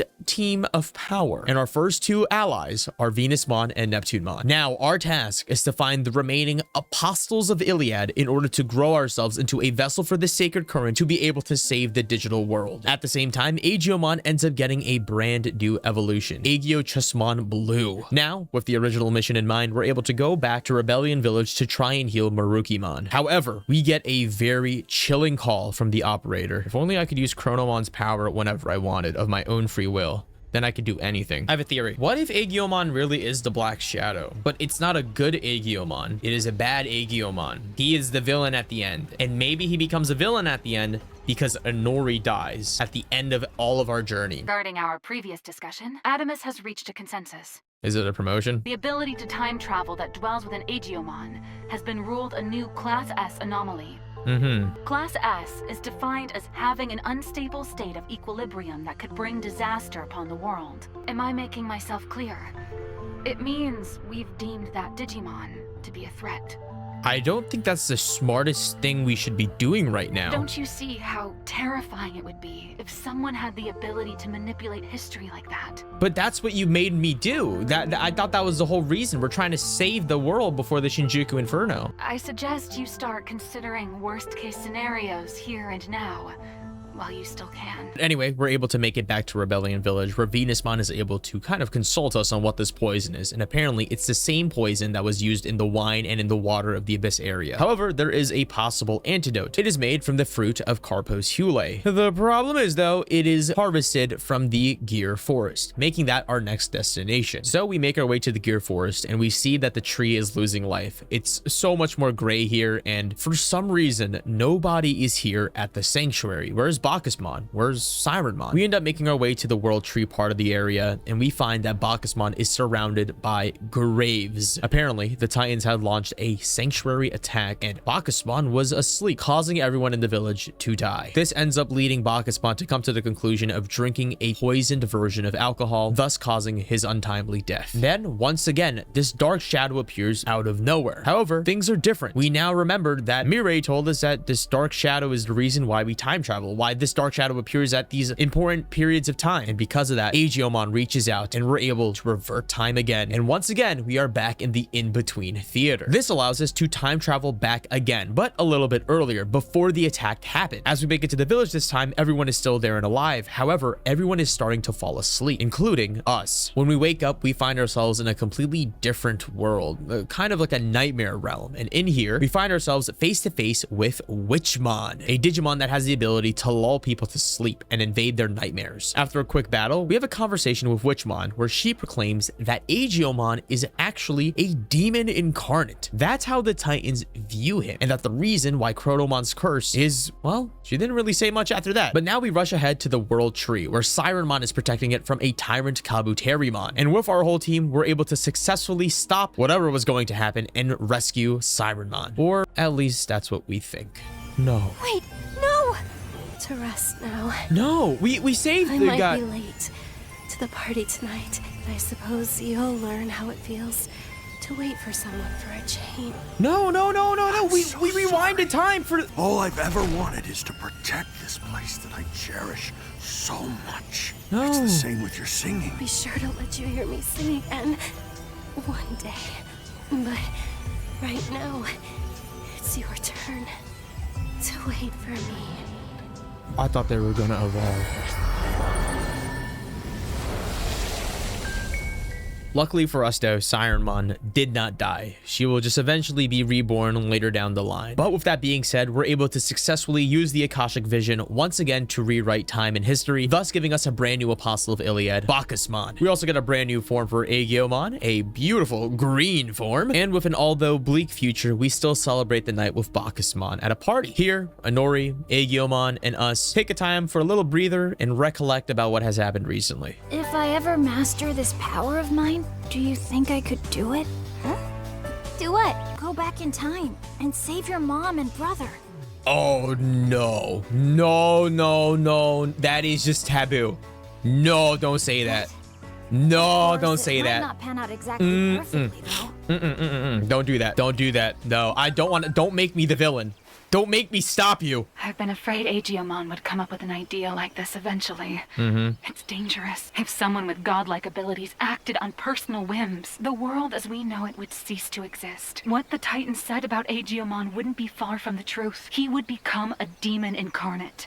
Oh my god. Even after hearing that chilling comment and being scared of what the future may have, tonight was still a beautiful night, with Inori wishing that we could all still be together. In the following morning though, we asked Bacchusmon about the fruit of Carpo's Hule, because we still need that to heal Marukimon. The problem is though, it's not really around right now, so he'll let us know when it comes back. And so in the meantime, while, we wait for Marukimon's, Carpo's Hule fruit to be born from the Gear Forest, we're tasked with our next mission, to go and investigate the Factorial area, which looks a little bit more different than before. That building over there, you never heard of the Paradise Coliseum? It's packed with spectators trying to get a glimpse of the undisputed champion, Calismon, Big Bearmon. Wait, so the bears have evolved. Do you know Big Bearmon? He joined the Titans to get stronger. He became the undisputed champion of the Coliseum and ruler of the Factorial era. Dang. Okay. So what happened to Volcanusmon though, right? The little brother apparently ran away from the digital world. Then he might be in Rebellion Village. I wonder if little Bearmon knows Big Bearmon became a Titan. Yep. One of the next apostles is the bear. We go back to the Rebellion Village and talk to Chumon, who gives us a little pointer that little Bearmon is actually at the Shinjuku Underground Arena. In here, we fight through multiple waves of different Digimon groups to try and reach the champion, Grapleomon, who is little Bearmon, but completely evolved now. After you beat him in a fight, you're actually able to talk to him about Calismon, or who is his big brother. Apparently, Grapleomon, or little Bearmon, thinks that his big brother gone missing, but we know that's not the case. He joined the Titans, and so we implore Grapleomon to join us and talk to Calismon. Before that though, we get a sudden call from Hiroko Sagisake to tell us to meet up with her. Apparently she has a very important announcement to make, so we take a little quick detour away from Grapleomon to go meet up with Hiroko. Hiroko ends up telling us that her big announcement is that she made an anime. She's been waiting for us, and she's gonna air it apparently tomorrow on this big screen over there, and that she doesn't want us to disappear or go missing again. The problem is though, because we took that detour, Chumon ends up telling us that Grapleomon, little Bearmon, has decided to go and fight Calismon, or his big brother, all by himself. And when we arrive at the Factorial area, there is panic ensuing. Apparently, Grapleomon was severely, brutally defeated by Calismon. All of a sudden, the Dark Shadow reappears out of nowhere, prompting us to go back in time once again, as apparently these big brothers are an important part of Iliad. After we revert back time after watching the Akashic Vision, instead of talking to Hiroko, we now just go up for a straight beeline to the Paradise Coliseum, but now with Grapleomon. Now he's no longer alone, therefore when he fights Calismon, he should not die. We go through multiple stages of the Paradise Coliseum, fighting multiple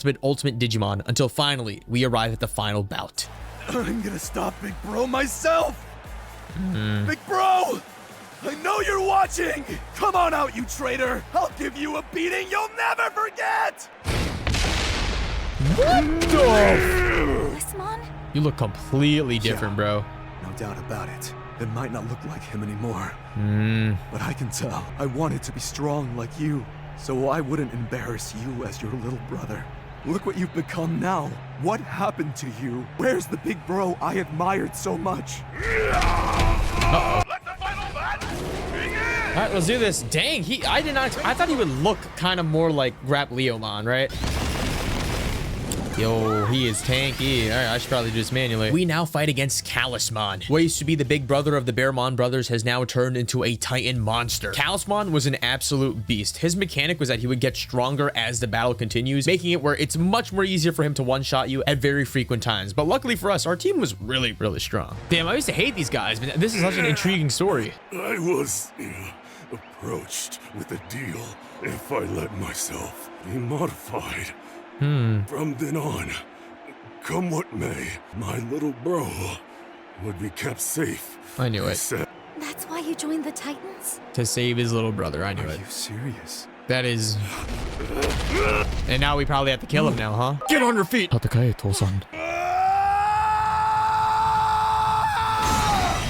He's evolving! I'm sorry for being such a failure of a little bro. Don't say that.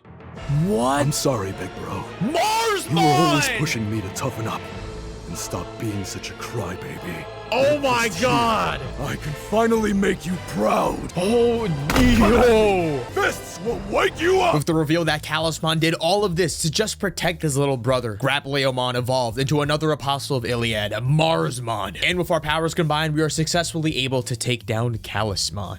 Big bro, you've gotten so strong. Your big brother is proud of you. I know. No, don't kill him, dude. There are others who've been modified too. Please, make sure no one else ends up like this, little bro. He's gonna die, isn't he?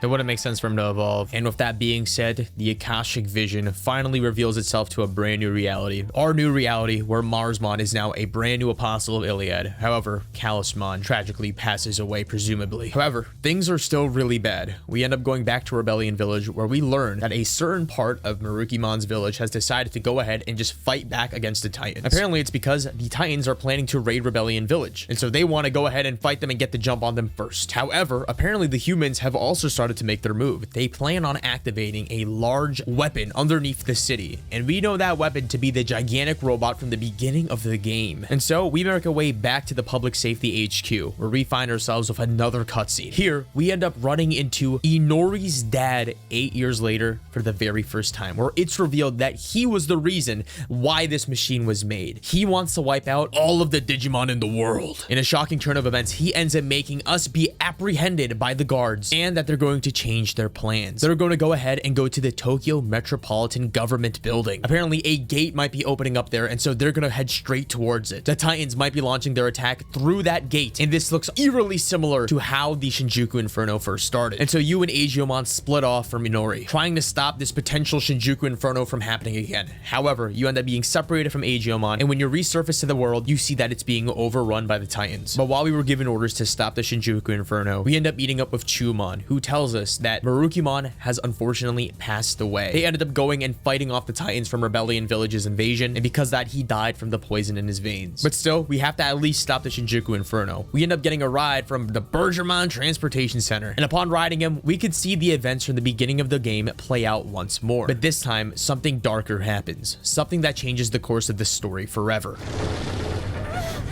This happened. This is what happened at the beginning of the game.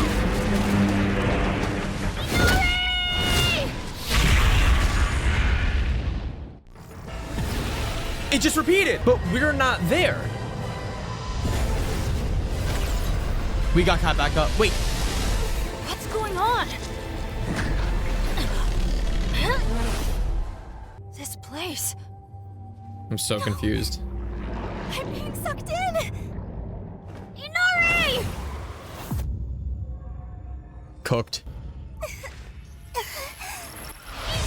Oh my god.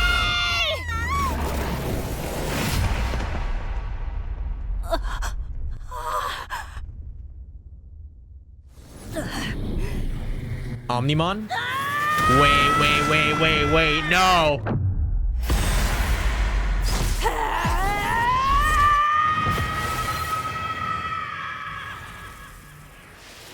That's the form. That's his shadow form. We're in the in-between theater, but it's just us this time. First time here alone, isn't it? We're greeted by Mirai once again, but this time we're alone, which is a little bit weird. Usually we're only here with Agiomon, who, you know, has the ability of Chronomon, which is why we're able to rewind time and to go through these visions and whatnot. But today, Inori has fallen into a space-time disturbance, being lost to time, and also our theory of Agiomon being the Dark Shadow is further reinforced as he has evolved into a dark form. Mirai informs us through the Akashic vision that something went wrong, and presumably so, it is because of Marukimon's death. He is supposed to be an apostle of Iliad, and his death has changed the course of reality, and thus we need to change that. When we go back in time, the operator even calls us and says the strangeness of the situation before we, you know, thought that Agiomon was the reason why we're traveling back in time. But with Agiomon going rogue, why have we been able to go back in time? But also, we were also alone when we time traveled back then earlier in the game. So what's going on? Regardless, our main goal now is to make sure that Marukimon is able to survive. And luckily for us, apparently Venusmon was able to find and procure the fruit of Carpo's Hule just in time. Because of this, we're able to heal up Marukimon with the fruit and go into battle and protect Rebellion Village. We end up finding ourselves in Central Town with our forces against the Titans. And as we fight our way through to try and reconvene with Marukimon, we find ourselves face to face with a mysterious Digimon. What is that? It is still too early. What? In order to replace a gear, one must first open the cover of the clock. What? Even a child knows this truth, and so I say it is still too early. What is this Digimon? It says a mystery Everything Digimon. is going as planned. It's weird though, because usually it just gives the Digimon name, right? Allow me to test this for myself. All of a sudden, this mysterious Digimon claiming to have control over whatever is happening in the story summons a Venom Myotismon to take us and Marukimon on. Luckily for us, we're able to easily take it down, but unfortunately, the mysterious Digimon disappeared. But on the good news, we have successfully reclaimed Central Town, thus marking the first step in winning the war against the Titans. Because of this, Marukimon is now an official apostle of Iliad, and we are one step closer to releasing the sacred current onto the world. But we have one last goodbye to make. The operator, the backbone to our entire operation, one who has been supporting us to the very end, has now told us that this will be her last call. Her existence will be very erased, and so she asks us to remember her, as we are the only person that can. If I see Dr. Yuki on the road ahead, I'll tell him his kid is trying to save the world. I'm glad you and I got to work together. Thank you for everything you've done. I guess that's it. The rest is up to you, Agent. Oh my god. It's just us left. We're the only one. We didn't save anyone then. We couldn't save the original timeline. It looks like we're making everything worse. Agiomon's not with us. Inori's not with us. Nevertheless, we push on. We talk to Marukimon and confess to him that we're able to see the future and the glimpses of it. And we also tell him that it is no time for celebration, at least just yet. And so Marukimon instructs us to go and meet with the leader of the Titans, Plutomon. And so we make a trip to the Dark Field, the Dark Crevasse, the castle of Plutomon, the leader of the Titans. While here, we fight our way through a lot of what seems to be undead Digimon. And here we make an unexpected ally, Geckomon, who has the ability to teleport you if you tell him a very cheesy catchphrase. It's a little bit annoying because sometimes you don't know what's really cheesy or not, but using his powers, we're able to make it successfully to Plutomon's castle. But something is awry. Plutomon's guards are dead. And in fact, Geckomon even says that Plutomon hasn't been acting as like himself as of recently. And so we investigate and find ourselves face to face with something shocking. It is not Plutomon, but instead an undead version of him, Zombie Plutomon, and he engages us in a fight. Okay, he's weak to electricity. I just realized we don't even have Agiomon, so we don't have a healer. We miss all of those attacks. Hell Crusher, decent damage. Let's hit him with the all-out bombardment. Let me just see. I'm just getting his resistances right. Let's do Volcanopalm. 3 times to fire. That is insane. Let's do Burst Flame then.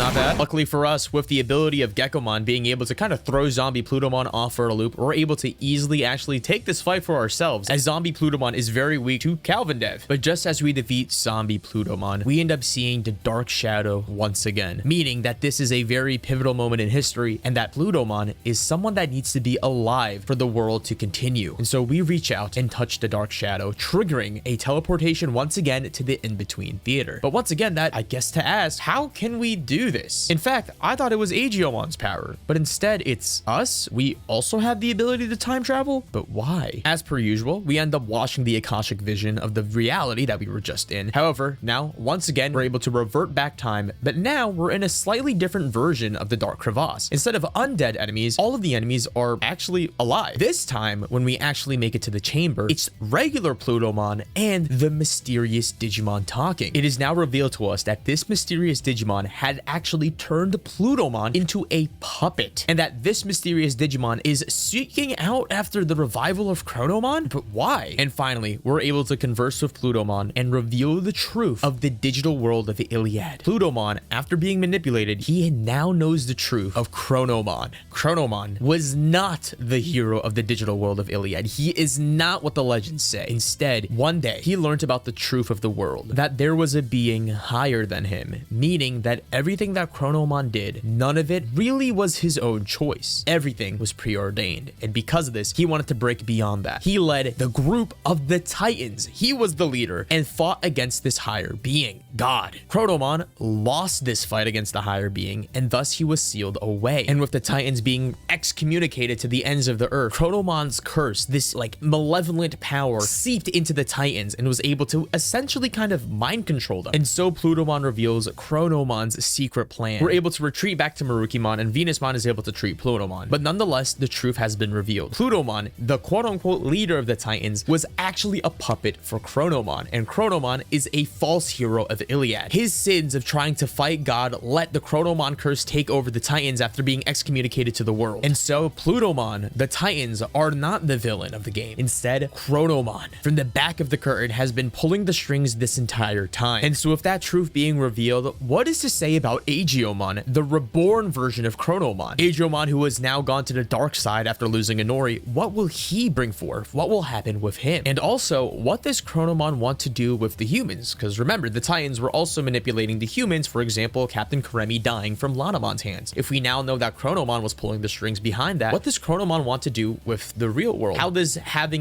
or provoking a war between all three sides, the Titans, the Digimon, and the regular humans, how does that help achieve his goals? And so we retreat back to Dr. Simmons, who tells us that apparently the humans have been working on a gigantic robotic android weapon, but the thing is, they have enslaved a Digimon to power the machine for them. The plan of the humans is that with this gigantic machine, this gigantic weapon, they want to be able to start a war to end all wars, presumably by killing all Digimon. And so we make our way through this underground lab where they're presumably building this weapon. We're trying to find if we can either stop it or find the Digimon that's powering it. And well, it's a familiar face. Turns out they used Volcanus's Mon core to power the weapon. And with Volcanusmon's lifeless body in front of us, all of a sudden, the Dark Shadow appears yet once again, signifying that this is an important moment in history and we cannot let Volcanusmon die. In the Akashic vision, it actually reveals to us the reason why Volcanusmon was able to be tricked and be able to basically be manipulated, because he actually likes humans. He likes, you know, humanity. He loves Gundams. He wanted to go to Akihabara, but the humans were able to take advantage of that and use him to mold their weapon against Digimon. But for some reason, we have not reverted time yet. Instead, we're actually able to leave the Research Division with the entire team. But like I said, normally, you know, if you meet the Dark Shadow, we're able to rewind time and then fix that moment in history, thus bringing back Volcanusmon. But for some reason, we actually have to go to the government building now, where the truth is finally revealed. It's Agiomon. I wanted to save Inori. That's why I did it. Over and over and over. You must have seen it a bunch of times, right, Agent? I don't even know what to say. That's why I traveled through time again and again. That's what I would probably normally say. It was you. We knew it. More times than I could count. And after all that, I knew what I really was. If I hadn't been born, if I'd never fallen into the human world, this never would have happened to Inori. Just before Chronomon, defeated in combat against the higher being, was sealed away. He left behind a means to one day break the seal and fulfill his true desire. Chronomon created fictional legends and a new great guardian, one who could play Chronomon's destined role. Adrian furthermore tells us about how everything is pre-planned, preordained. Adrian is aware that he is a cog in the machine for Chronomon's plans. But then he reveals to us something mysterious, that we are his what? That you're my... I'm your what? How can we time travel? I don't understand that. What am I? We find ourselves in the in-between together once again. Still, my head wrapped in a bunch of questions. But this time, when we rewind time, we find ourselves back in the lab, being able to finally save Volcanismon. We're able to finally meet him and successfully rescue him and leave the lab with him. However, he says something a little bit mysterious. I remember you. You're Agiomon, right? Close enough. Before escaping with Volcanismon, however, we end up getting into a fight with Dr. Kuga, the reason why Volcanismon was even in this state in the first place, and this fight was pretty easy. I mean, like, we're able to successfully leave after defeating Dr. Kuga, and now Volcanismon is a brand new apostle of Iliad. And now we set off into what is going to be the penultimate chapter of the story. The last thing we need to do before the grand climax is apparently someone has been providing public safety with the Digimon to use to make this gigantic weapon. Someone was doing human trafficking, but with Digimon, and apparently a former resident of Central Town, Lunamon. And so we make our way to the cosmic area, the home to what used to be Lunamon and Chronomon, who have now evolved into completely different forms. In here, we meet Pumpkinmon, a little envoy. He basically says, hey, I can help you get to Chronomon and solve this issue. In fact, he even tells us that we should meet Chronomon/Apollomon first, because it's going to be a little bit easier to talk to him, and then we could use him to talk with Lunamon. So we go through the fire part of the cosmic area, which, by the way, is one of my favorite designs of the map so far. The fire and ice areas of the cosmic place are so cool. They're also, you know, polarizing sides. They're all in the same area, and it flips in this like cosmic area. It's just so cool. But finally, we're able to make it to Chronomon, who is now Apollomon, and try to convince him to come talk to Lunamon with us. But things obviously don't go to plan immediately. Oh my god. Oh my god. I already know what you're going to say. You want me to make up with Dianamon, yes? Dianamon is the one who made things worse. You outsiders need to get lost. Now. Dude, the design is fire. I wish... Told you to leave, didn't I? Do you need to get burnt before you figure it out? Someone has a little bit of an ego. And so we get into a battle with Apollomon, formerly known to us as Chronomon. Apparently he's mad that, you know, we want him to make up with Lunamon, aka who is now known as Dianamon, and we get into a battle. I don't know. People just don't like to talk in this game, all right? But here's the thing, though. I actually lost this battle. So yeah, now we're kind of at the phase of the game where we're fighting Mega Digimon. And for our team, because I didn't do all the side quests, I don't have access to Mega Digimon yet. And so because of that, we kept dying. I mean dying like over and over and over and over again. So this is where I took battling a little bit much more seriously, I guess, because now I had to be aware of the typings and why I was actually losing fights. I was actually only able to defeat this guy with Phil X, who has the ability to wipe off all of his buffs, making it where he just can't one-shot our entire team. Luckily for us, I was able to defeat Apollomon in this fight, but I will say for the next couple of fights is going to be extremely difficult because I was still kind of cruising at this point, right? I'm not really taking the game seriously, but I'm telling you, when you take the game seriously, it gets so much more fun. But anyway, we're finally able to defeat Apollomon and continue the story. Could you be? Do you remember me? That's why we're here, dude. Oh my god, why was he so strong? About Dianamon too. Oh my god, that was so hard. It's come to this. I gotta take care of Dianamon with my own two hands. Damn, it's my duty as family. I'm sure there's some type of misunderstanding somewhere, right? And so we make our way back to the ice area of the cosmic area to try and stop Apollomon from killing Dianamon. When we get to the ice area, Apollomon is questioning Dianamon, or as we know them as before, Chronomon is talking to Lunamon about why she's giving Digimon. Why is she selling Digimon to the human world? Why is she doing this? And Dianamon gets really upset, saying how he's always like this. And to me, it seems like a little bit of sibling mistreatment. A lot of them are not really talking and getting it down together, but we go ahead and fight Dianamon in a long prolonged fight. Now luckily for us, we have Apollomon on our team, so it's a little bit easier compared to before, but finally we're able to take down Dianamon, where she reveals to us the truth of the situation, why she was human trafficking Digimon. These two look like Mega Man forms. I really like that. I'm sorry. I finally get it. It took a massive fight for me to realize, but you're suffering from something. Someone's still gonna die. Family, but I didn't notice at all. I know it's late, but could you talk to me? Please. Junomon was the one who instructed me to send Digimon to the human world. I should have seen that coming. The reveal that Junomon was, I guess, the villain in this case. Dianamon and Apollomon finally make up. And together with both of them, we make our way to Junomon's temple, where things are much, much more darker than before. Now that's dark. You must be surprised that this is how things turned out. That's right, this is the formal site of Iliad Temple. Junomon has been acting strangely ever since being separated from the Great Guardian and having the treasure stolen from her. But what exactly changed her? That's what I want to know. Wow. Junomon HM. Hey, Junomon! Tell me this is all a cruel joke! You would never sell out your own kin! After you betrayed my trust, I lost my faith in everything. I even came to doubt my own brother. When I heard that Apollomon had joined forces with the Titans. Me joining the Titans? What? This is the first I'm hearing of this rumor. They spread the rumor that they were... Wow. The Chronomon group is crazy. Come to think of it, it was really weird I never heard from you. I sent messenger after messenger. Messengers? I never received any messages. Well, maybe if you guys had a fucking digiphone, you could've... What's going on here? Pumpkinmon! Ugh. No! When I closed off my heart, you were my only confidant. No! Oh boy, guess it's spoiler time, huh? But I mean, we saw you're it just coming, a little but... too late. All right, do your thing. What?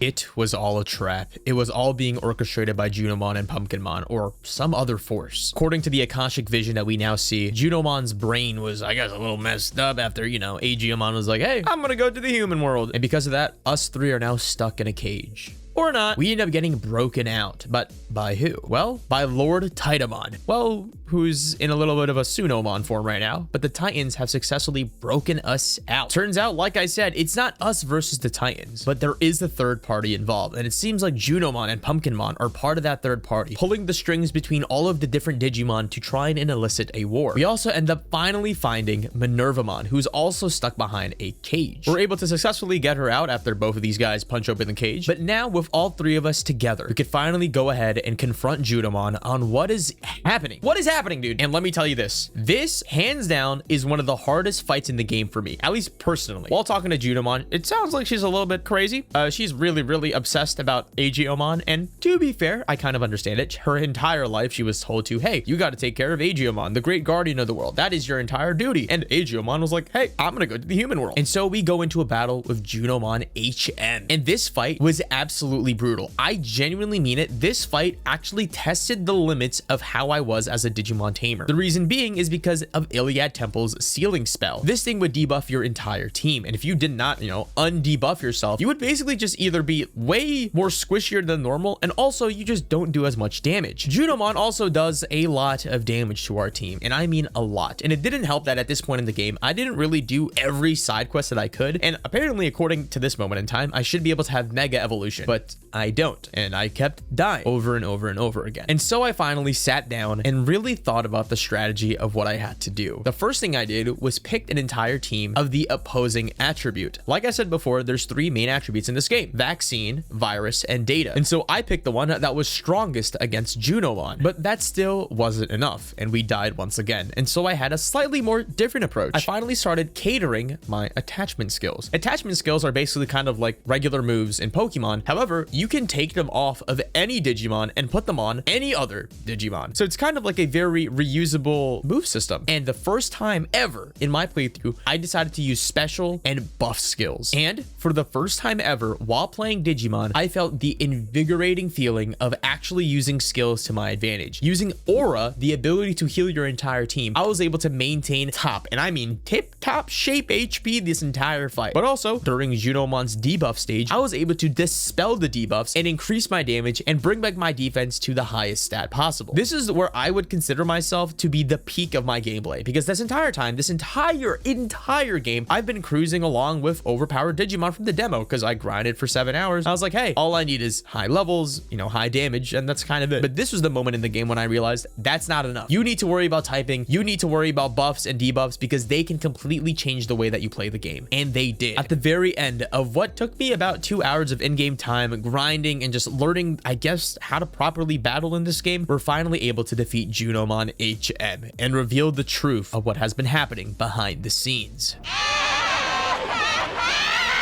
Junomon? More like Crazy Mon. Who are you? Hey, welcome back. The one who manipulated Plutomon. You don't suppose it did the same thing to Junomon that it did to Plutomon, do That's you? what I'm thinking.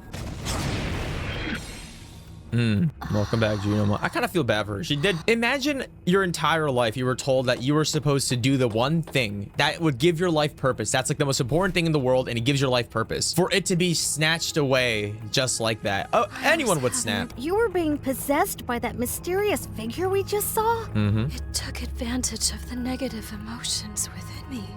So it sounds like Chronomon's curse takes advantage of the dark feelings inside of people underneath Chronomon's curse, which is why that would explain why a bunch of Digimon were acting rogue. The last great guardian of our world was no hero at all. What a crazy reveal, dude. Chronomon, the bane of the digital world of Iliad. Junomon, who was formerly under Chronomon's curse, now reveals to us the second part of the truth. Chronomon wanted to kill himself. He wanted to be free of everything that is preordained. He thought that the only way out from everything being, predetermined is to make his own choice of killing himself. But God would not allow it. And so he gave birth to his plan. And the first step of that was by leaving Agiomon's egg. This reveal, we're finally gathering more apostles for Iliad. I love that there are two sides to every Digimon in the story. Based!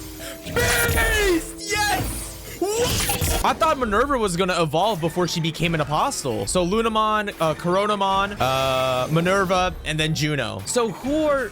Okay, wait, hold up. So I think the middle is Agiomon, but who is the last one? With 4 brand new apostles of Iliad, we reconvene with Junomon, who once again reminds us that Chronomon wants to just kill himself. He wants to be free from everything, and thus he left Agiomon's egg to be reborn to replace Chronomon, to let him finally be free. Everything in this story was planned from the very, very beginning, and now it is our job to try and rescue Agiomon from falling into the darkness and basically becoming another Chronomon. At the same time, the humans have deployed their gigantic Digimon killing everything weapon, thus putting into action what we saw before in our original timeline, the start of the Shinjuku Inferno. But before we go on to the final chapter of the story, we get a shocking reveal from Dr. Simmons, the truth about our dad. He seems a lot to know about my adoptive father. What are you talking about? If that's some sort of joke, it went over my head. Whoa, wait a minute, guys, wait a minute. Adoptive father, right? I never thought about it, but if adoptive father, if we're not his real kid, could we be a Digimon? I would just uninstall at that point if we're actually a Digimon. I'm gonna lose my goddamn mind. Dr. Yuki is an anime character.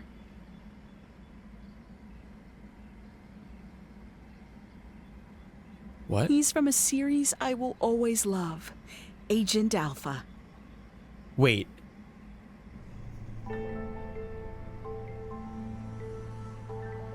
Don't tell me you haven't seen that anime.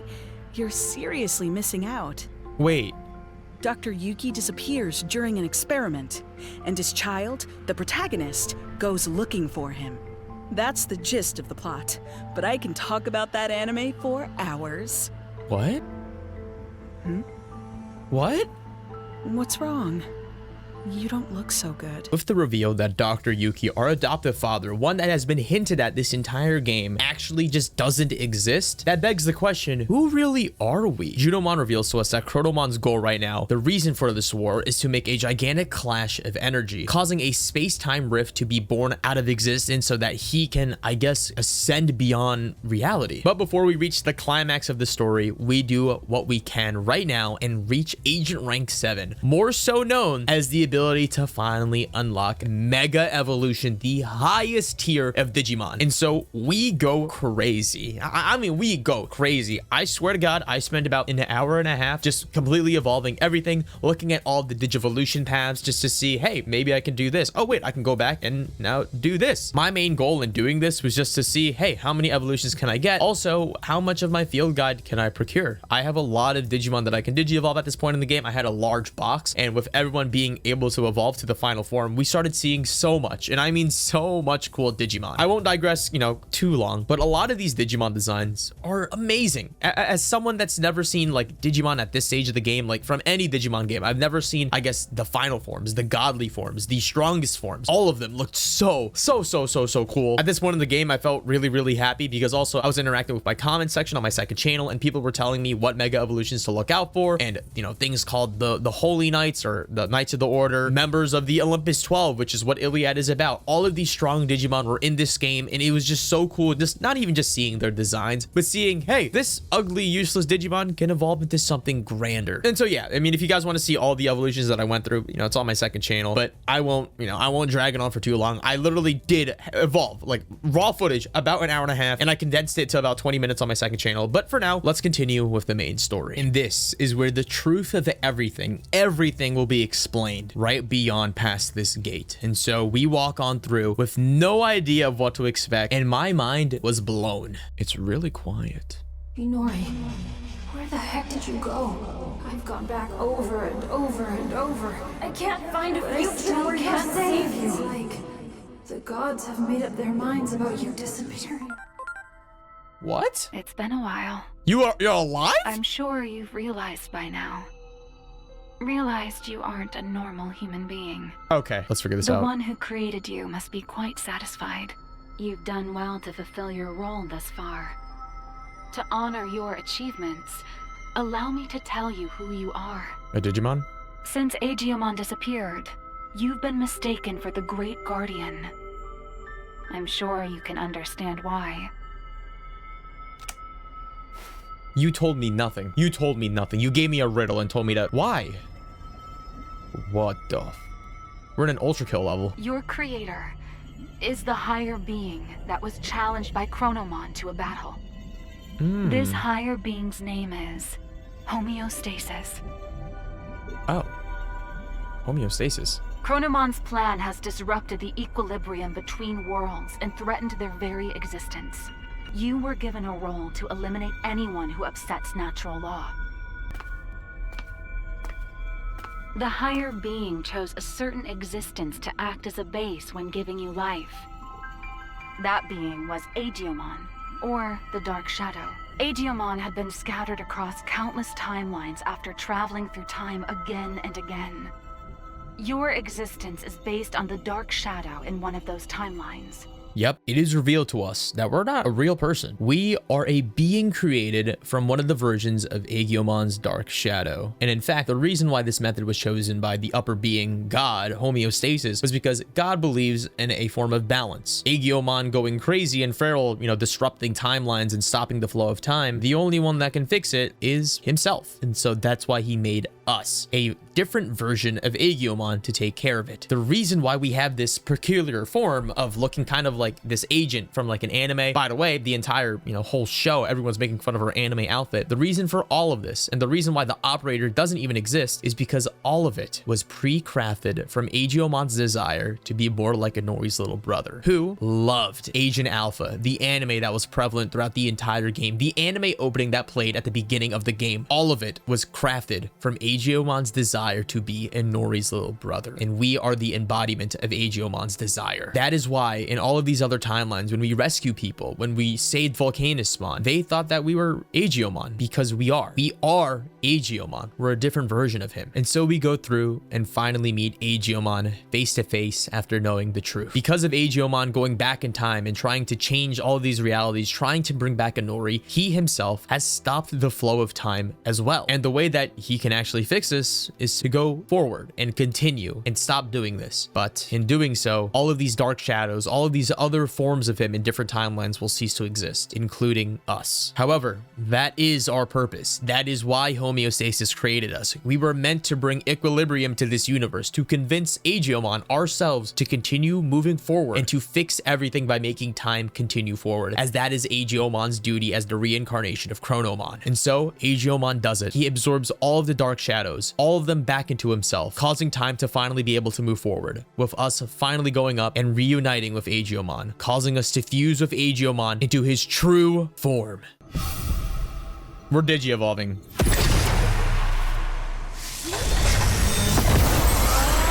Jupitermon! What? Okay, Sirenmon's egg.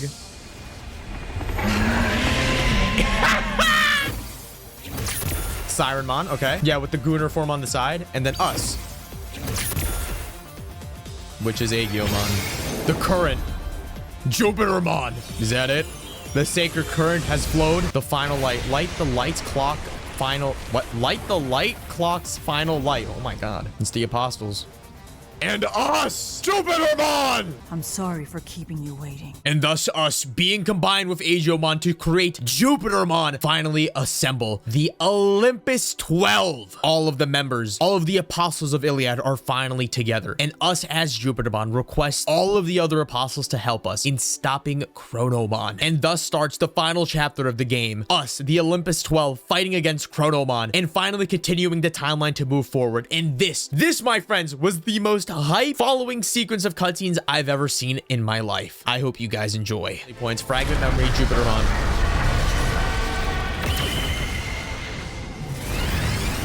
So this machine is kind of powered or going for the goal of Chronomon. Something like that, dude.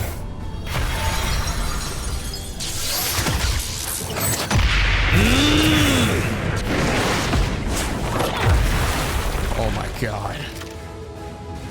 Oh my god! This is so tough! This is so tough, dude! This city where Inori was born and raised. I do not wish to harm it more. Let us go elsewhere. I wish they had a deeper voice for Jupiter, I'm not gonna lie.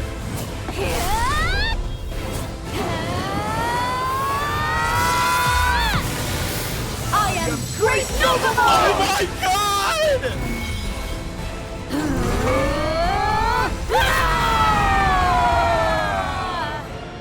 Domain expansion. Wait, did we just transform into another form?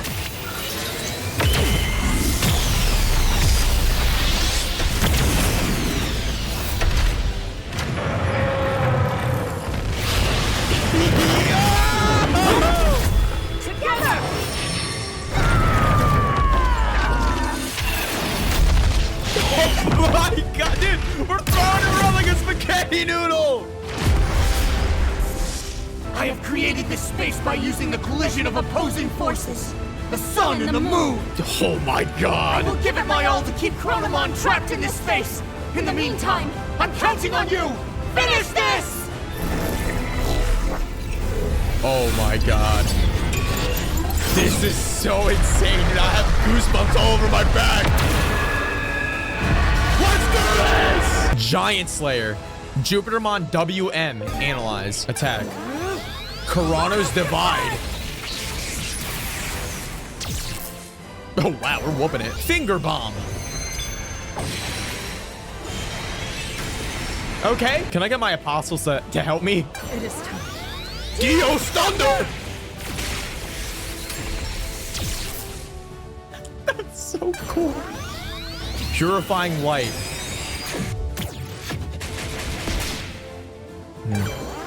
Holy Flare. You're only gonna win. If he wins because he has more moves than me, I'm gonna cry. No, we got it. Wait. Okay, we got it. I was about to say. Stay vigilant, Jupitermon. Both you and Chronomon possess the ability to manipulate time. If two such powers were to clash, it would bring upon severe distortions. And we have no idea what that would bring about. Dude, I'm gonna cry from how epic this is, bro. Like, actually. It's so good. It's so cool, man.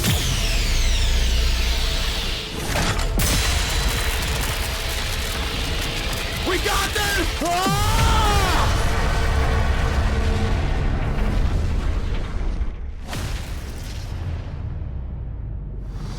Yo, give me that like anime thing. Like all your friends hold up your back. Like Naruto. We split. Maybe now we become an Omnimon. Hey! time-space distortions. Is that? With the two strong clashing forces opposing each other at the end of space and time, we're able to find a space-time distortion to take open and rescue Inori, the void of time, and thus bring her back safely. However, that leaves us separated from Agiomon's true form again from Jupitermon, and now we find ourselves at the end of the world with Apollomon and Dianamon. With this, we unlock the final light form for Agiomon, but also we can notice that Chronomon is over at the edge of time, meaning that the final battle is slowly approaching. Now, at this point in time, there is a whole slurry of side quests that we can do. Now, these side quests they're optional, right? Now, I will be doing it later for the 100%, but just for this story and just to keep the momentum going, I'm not going to be showing them because they don't really matter to the end of the story. At least, well, one of them does. But for now, we continue forward until we meet the mysterious Digimon once again. And it is finally revealed that this mysterious Digimon, from my understanding, is indeed Chronomon. Chronomon's egg, or the egg of the Great Guardian, did not just give birth to Agiomon, but also Chronomon, the actual evil Chronomon, the alter ego of Agiomon. He ends up telling us that he waits at the end of the world, waiting for Agiomon to take his place as the rightful ruler of time, as Chronomon himself wants his own self-destruction. And thus, this alter ego of Agiomon, aka Chronomon's true malicious intent, ends up fusing with the gigantic robot machine to make and combine into Chronomon's form. And so we make our way through fragmented levels of what used to be part of the game. For example, the Dark Crevasse, we end up finding Plutomon. But before continuing the storyline, we end up going back to the in-between theater. In here, we're able to meet with the gods once again, who actually give us the ability to time jump into several different timelines, former timelines that we had access to earlier in the game, and basically complete all of the side missions and kind of explore any moment in history. But for us, I'm not gonna lie, I didn't really care. I wanted to get to the final battle. And so continues the final push, where we make our way through fragmented levels of different areas in the game. And this part of the game is pretty cool, although I thought it was a little bit drawn out. You're essentially going through all of the old areas that you were at, like the Abyss area. However, at all of these different parts of the game, you are fighting with your own apostles against the 7 demon lords. To be honest, I didn't really care. There were just obstacles in the way of us from fighting Chronomon. And so we make it to the edge of the Akashic space to fight against Chronomon. And thus starts the hardest fight in the entire game. The entire game was leading up to this final bout between us, Agiomon, and Chronomon, the new Keeper of Time versus the old Keeper of Time. And so now starts the final fight of the game, the conclusion of Digimon Story Time Stranger, with a battle that takes place at the end of the world. Please, everyone, lend me your strength to move forward into the future. This is so tough.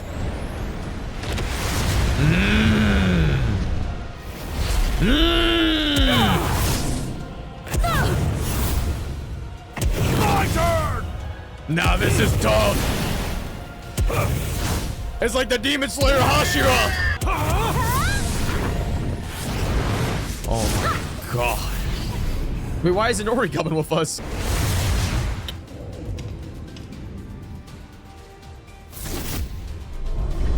Come on. Nah, this is insane. Wait, he has teeth. His teeth look nicer than mine. Oh my god, what are we even gonna do about that? Rejection of all order. Okay, well, what do we do about that? Wait, how do I get rid of it? I don't have the... I should have gotten the move to take off all this stuff. I didn't do that. This fight against Chronomon, I swear to God, took almost 45 minutes. But to break it down, this fight is basically a battle of attrition. You need to survive a very long bout. This part of the fight, the first phase, is a kind of a scripted fight. Chronomon has a large shield that you're not able to penetrate, and he does a lot of damage to you. However, tides turn in our favor with the help of God. We're dead. What are we gonna do? Look up there!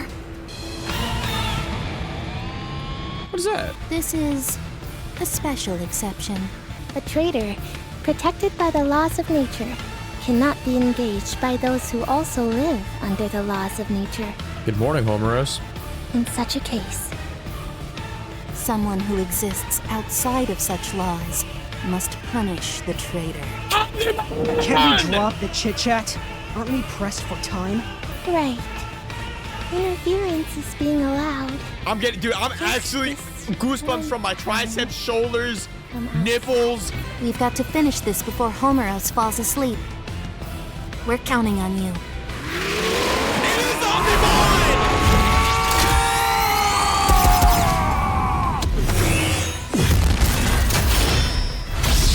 Oh my god!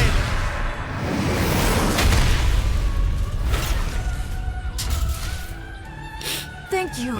Then why did he go back into the in the beginning of the game to help us though, right? All right, anyway.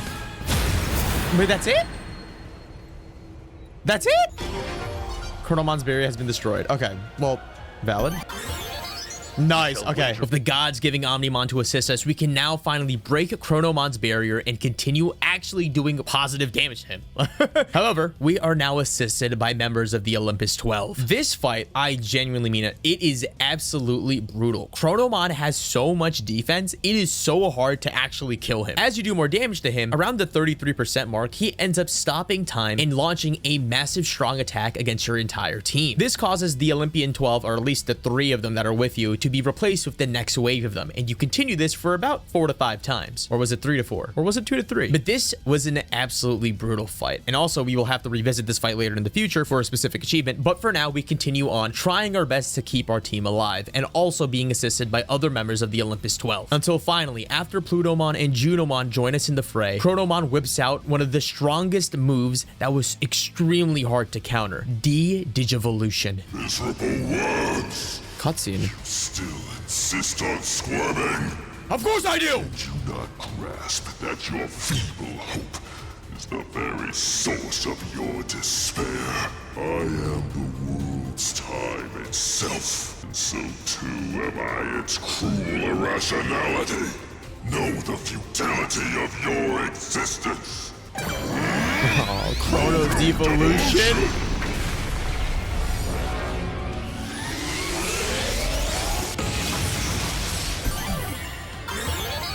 What? I'm sorry, everyone. What? The world will probably change after this, but we still have to move forward. Why can't me and Agumon become Jupitermon again? I'm just saying. I'm so glad I was born into this world. What's happening? I was Jupitermon? born from Chronomon. So that means I should have the same power in my body. I might be able to restore everyone to their original state. I see. I like the sound of that. You guys took your sweet lend you time, a I'm hand. just saying. Now starts the final stage of the fight, surviving our entire team, keeping them alive in the weakest form of a Digimon as much as possible. But now we're assisted by Apollomon and Dianamon trying to keep us alive, while Agiomon on the sideline tries to revert back Chronomon's devolution on us. During this part of the game, we need to keep everyone alive while Agiomon restores us back to our Mega form. And this is finally when we're able to take down Chronomon and try to kill him, or at least before he kills us. Also, throughout this entire fight, Chronomon, for the first time ever, is conversing with us as we talk, because I'm telling you, in 45 minutes, some small talk is, pretty much appreciated. But after enough time, we go into the next stage of the fight. Oh, that was supposed to happen? Please don't die. You guys got this! Combine! The bird! Where were they even at? You guys were just watching on the side? Oh my god! Huge. I made you two push yourselves too hard. I'm sorry I couldn't keep fighting until the very end. I'm so proud of you both. All right, now Minerva's joining our squad, and maybe the plant woman. And now starts the true final phase of the fight, where Minervamon finally awakens her true Mega Plus form. And finally, together with every member of the Olympus 12 lending us their power, we're finally able to take down Chronomon. But still, it's not over. Preparations complete. We're gonna beat him with the gun? The Rainbow Glock? That's how it all ends! It circles back! The key! We used all of the Digimon to shoot! My favorite weapon, my favorite skill! It all comes together! I can't believe it! The ultimate Mega Man digital Glock! Now we're Jupitermon. We look so cool. Oh my god. Let's see it. We're throwing a 50-pound dumbbell! Oh!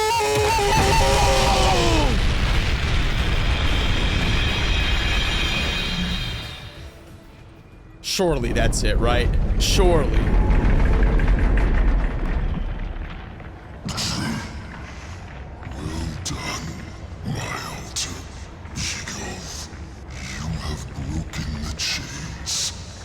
shackles of natural law which imprison this body. Long at last, I feel free. My true desire, freedom.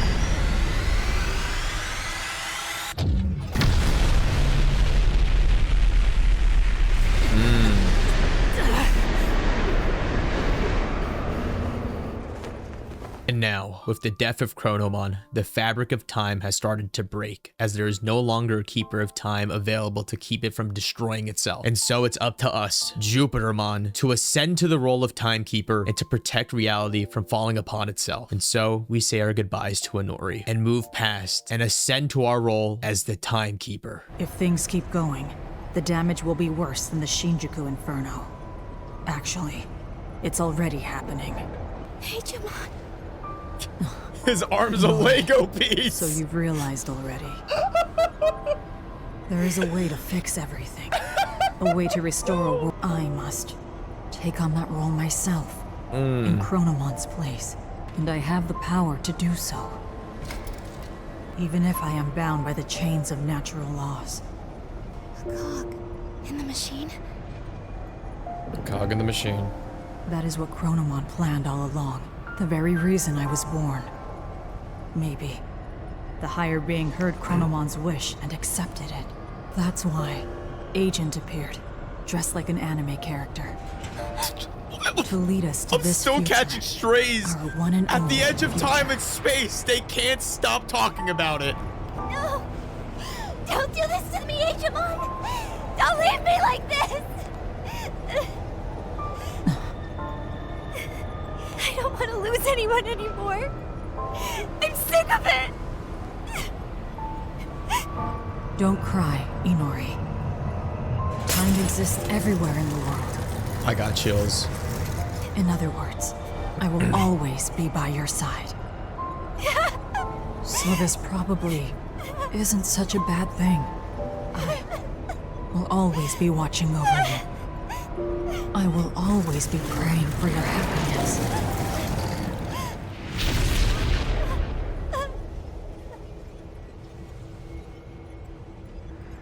And finally, thank you, Inori, on that day, at that place, for finding me when I had just hatched. Damn.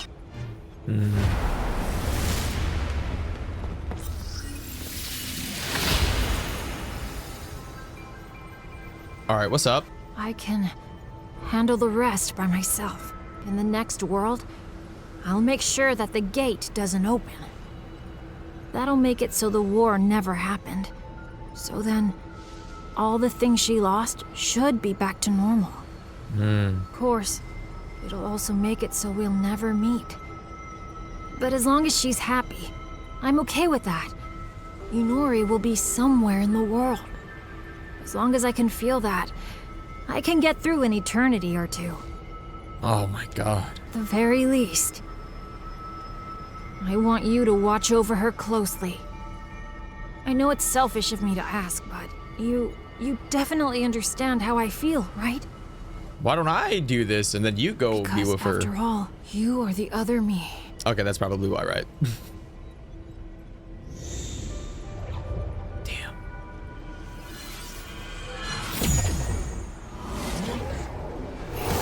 I wonder if that's the last time we'll ever see Aegomon. Does it loop back? Is that her brother? Huh? Wait. Wow, cool! That's an alpha model! Can I hold it for a minute? Is it really the real thing? You? Please behave, would you? Oh, I am so sorry about... Bloody Nori! Come on. Huh?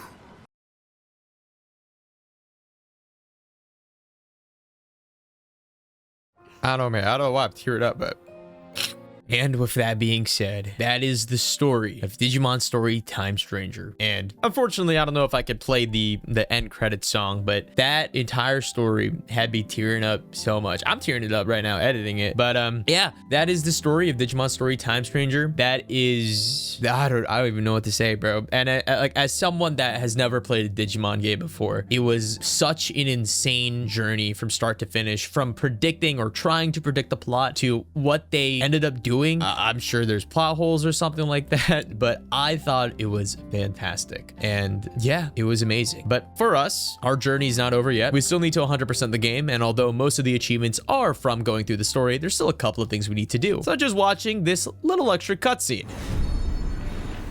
I will protect Iliad's peace, no matter what. This is neither duty nor destiny. Oh. This is my own will, my own vow. Oh! The future is something we must grasp with our own hands. I thought he was trapped in eternity. Of those who support me in my oath. The Olympus 12 be known far and wide. May their names reach worlds far beyond our own.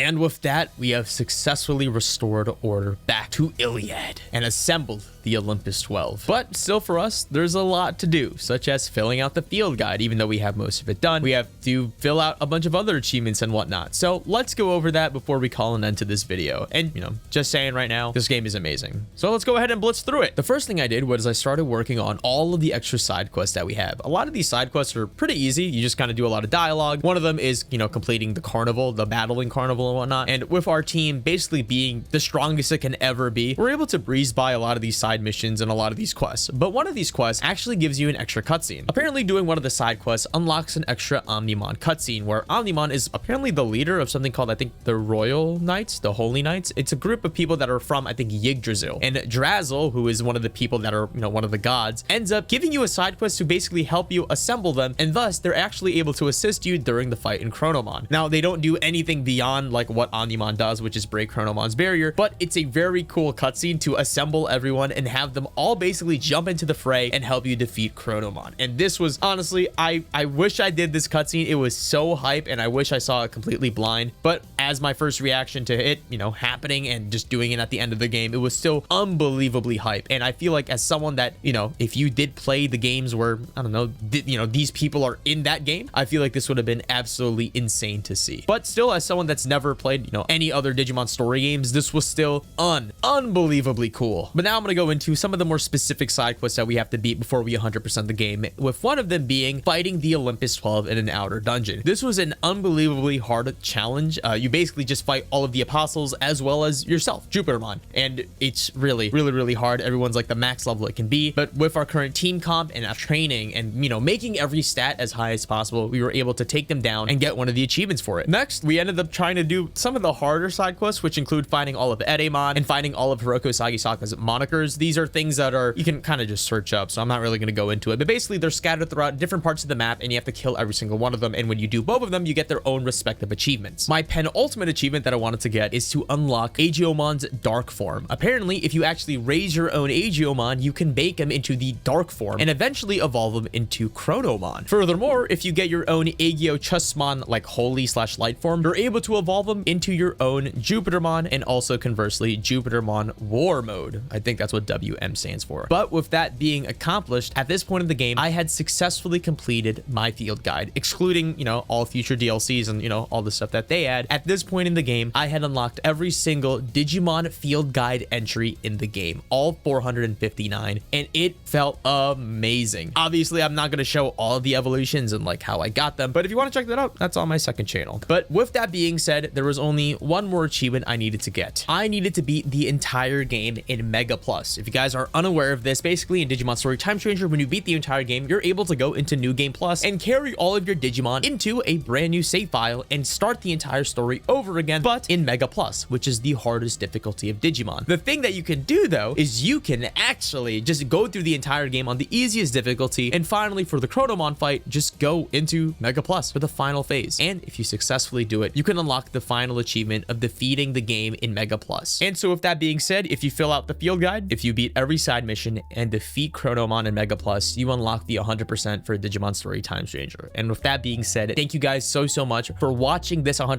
playthrough. I have never enjoyed making one as much as I did for this game specifically. It was so unbelievably fun. I highly recommend you guys play this game. Even if you already know the story, even if you've never played Digimon, play this game. It is so good. It is one of my favorite games of all time. But yeah, thank you guys so much for watching, and thank you guys all so much for the support on the second channel of the series. And yeah, it's been Adrian, guys.